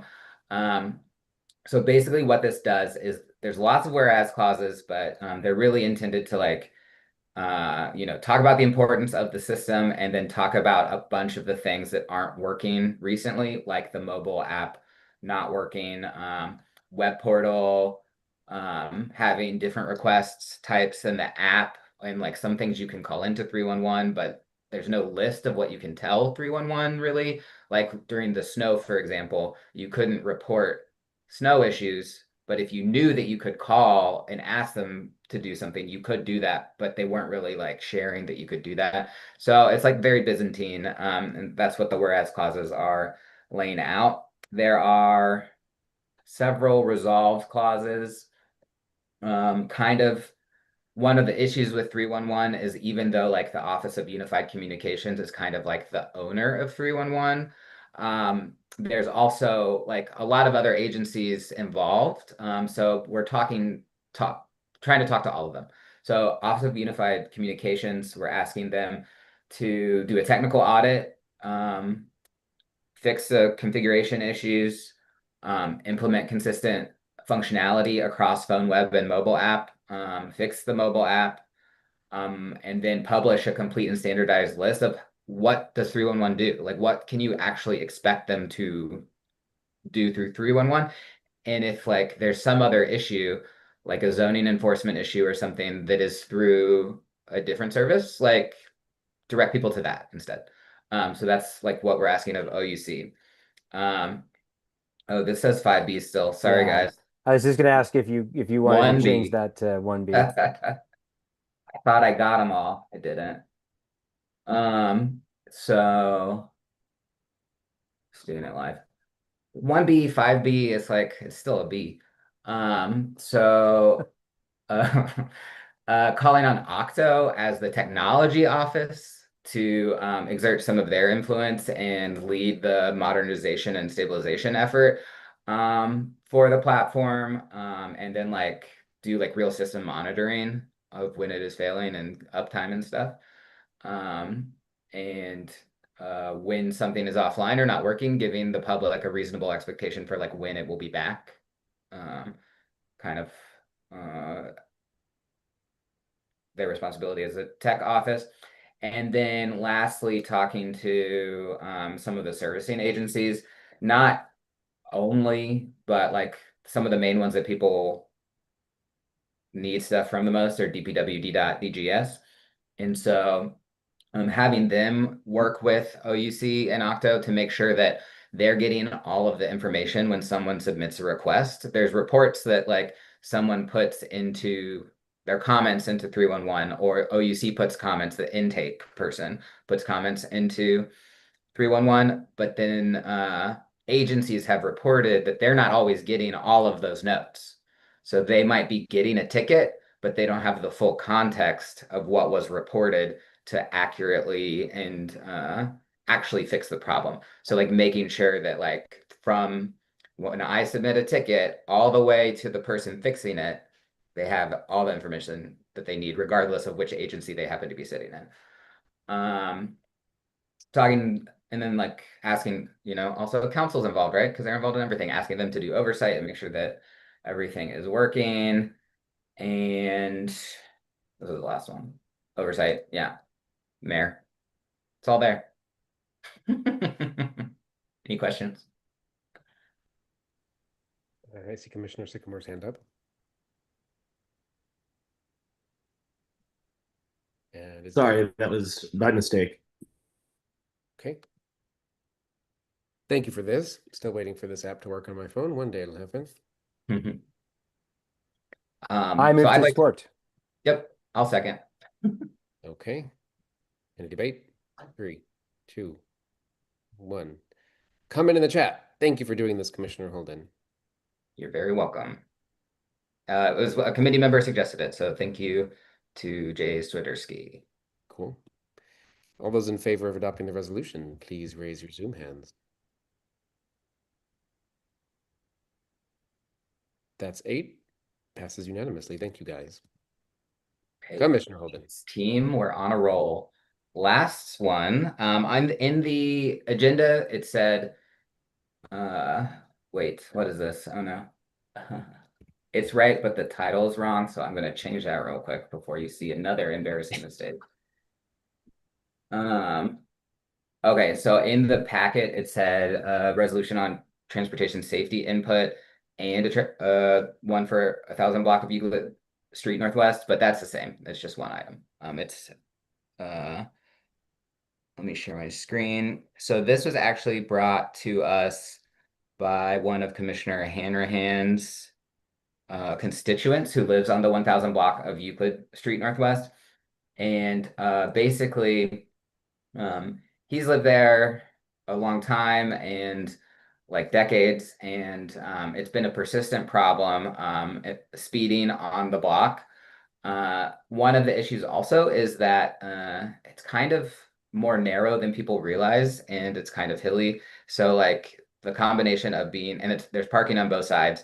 And so the combination of, and I believe it's one way also, right? Or no, this one is not. But he wanted it to be one way. He was proposing. Yeah, no, Euclid is two way, but okay. I mean, it would be ideal if it was, because that area where it meets the park is always very dangerous. Okay. Yeah. I think that's what it is, because it is more narrow than they think, but it's two way and people are speeding. So they often like are scraping parked cars and things like that. So there's like damage to people's parked cars. People are going fast. It's right near the park. It's right near an elementary school. So that, and it's a, row houses, residential apartment. So it's a busy pedestrian area, um, potential for dangerous crossings with the speeding cars. So he had submitted a 311 request, talk about 311, and which was a traffic safety input, is the type. And so that goes into DDOT's priority model. They do a quarter, because they get so many TSIs, they do a quarterly prioritization of the issues. And then after they prioritize, they determine which ones they will do a study on or work on or install something. So this is really in support of that TSI and a nudge to DDOT. They have gotten this information, but because of the issues that were presented to us at the TPPS meeting, we wrote a resolution in support of the TSI and asking DDOT to prioritize it, and requesting traffic calming measures on the block to include, but not limited to, speed humps. Because if they can do other things too, speed humps is what the resident was mostly talking about. But if in their study, if they could come up with something else in addition to the speed humps, that's great, right? Like whatever they could do to improve the block, would be nice. But speed humps was the primary ask.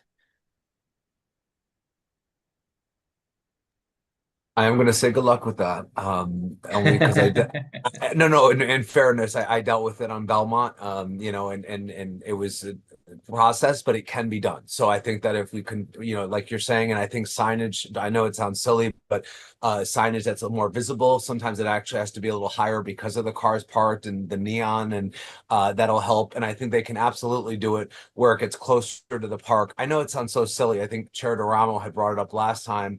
I was looking to get it more down the slope on Belmont because that's where people like really start going fast, and they're like, well, that'll cause more of an accident because they go airborne. So they put it at the like most weird, like right in the beginning, at like closest to the park, and I'm like, it's still a win. It's something. So it's something that we just have to fight for. But I hope that everyone would be in support of this. I mean, it would make sense. Thank you, Commissioner. Yeah. So I move to Thank you, support Commissioner the Holden, resolution. for this. Thank you for the work and the TPS committee. Second. All those in favor of the resolution, please raise your hands.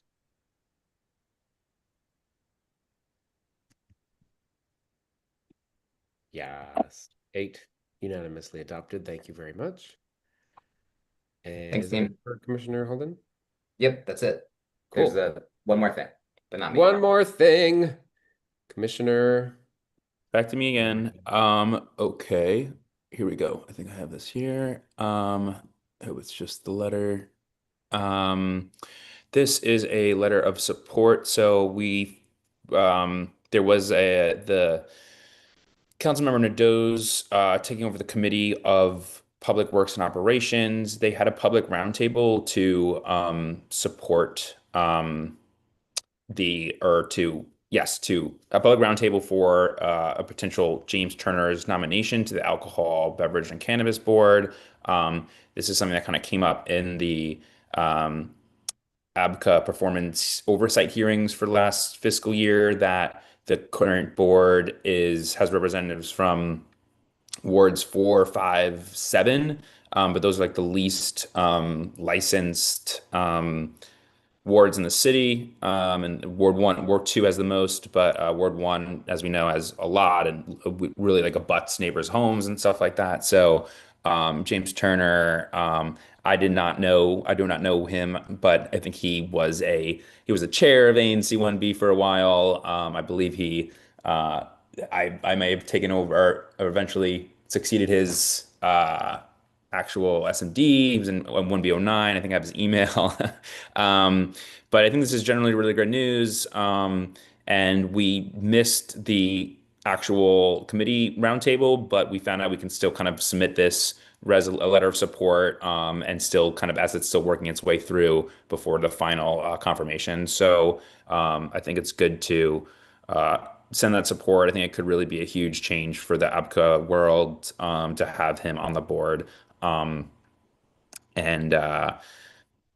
I think having that experience as an ANC person too, I think is amazing for what he could help to bring to the APCA board, ABC board.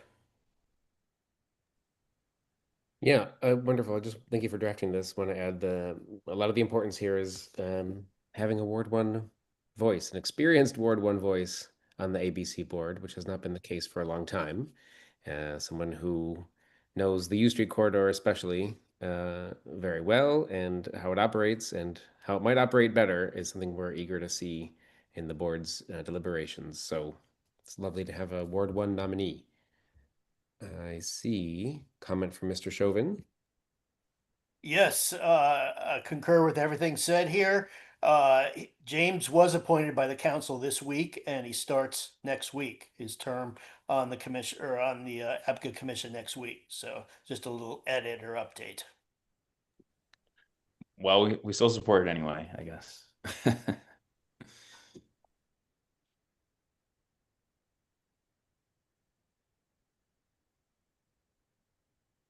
I move.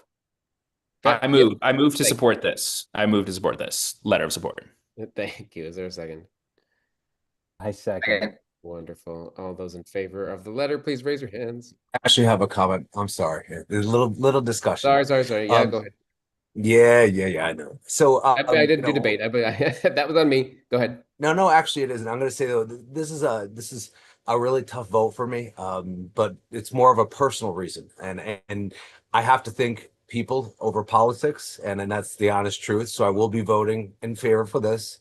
I just remember when my time on the commission with Chair Turner, and some things are hard to forget. So I will be voting in favor. Again, this is because we will have Ward 1 representation, but I hope that he carries himself eloquently and fights for the Ward 1 area and stays on par. Thank you. Here. Thank you for that.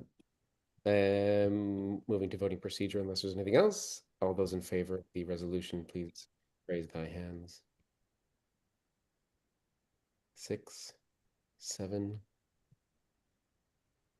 8 passes unanimously. Thank you. With that, we have concluded our work for the evening. Anything else? Any motions on the floor? Hearing none, the meeting is adjourned. 9:34. Not bad. Thank you very much, everybody.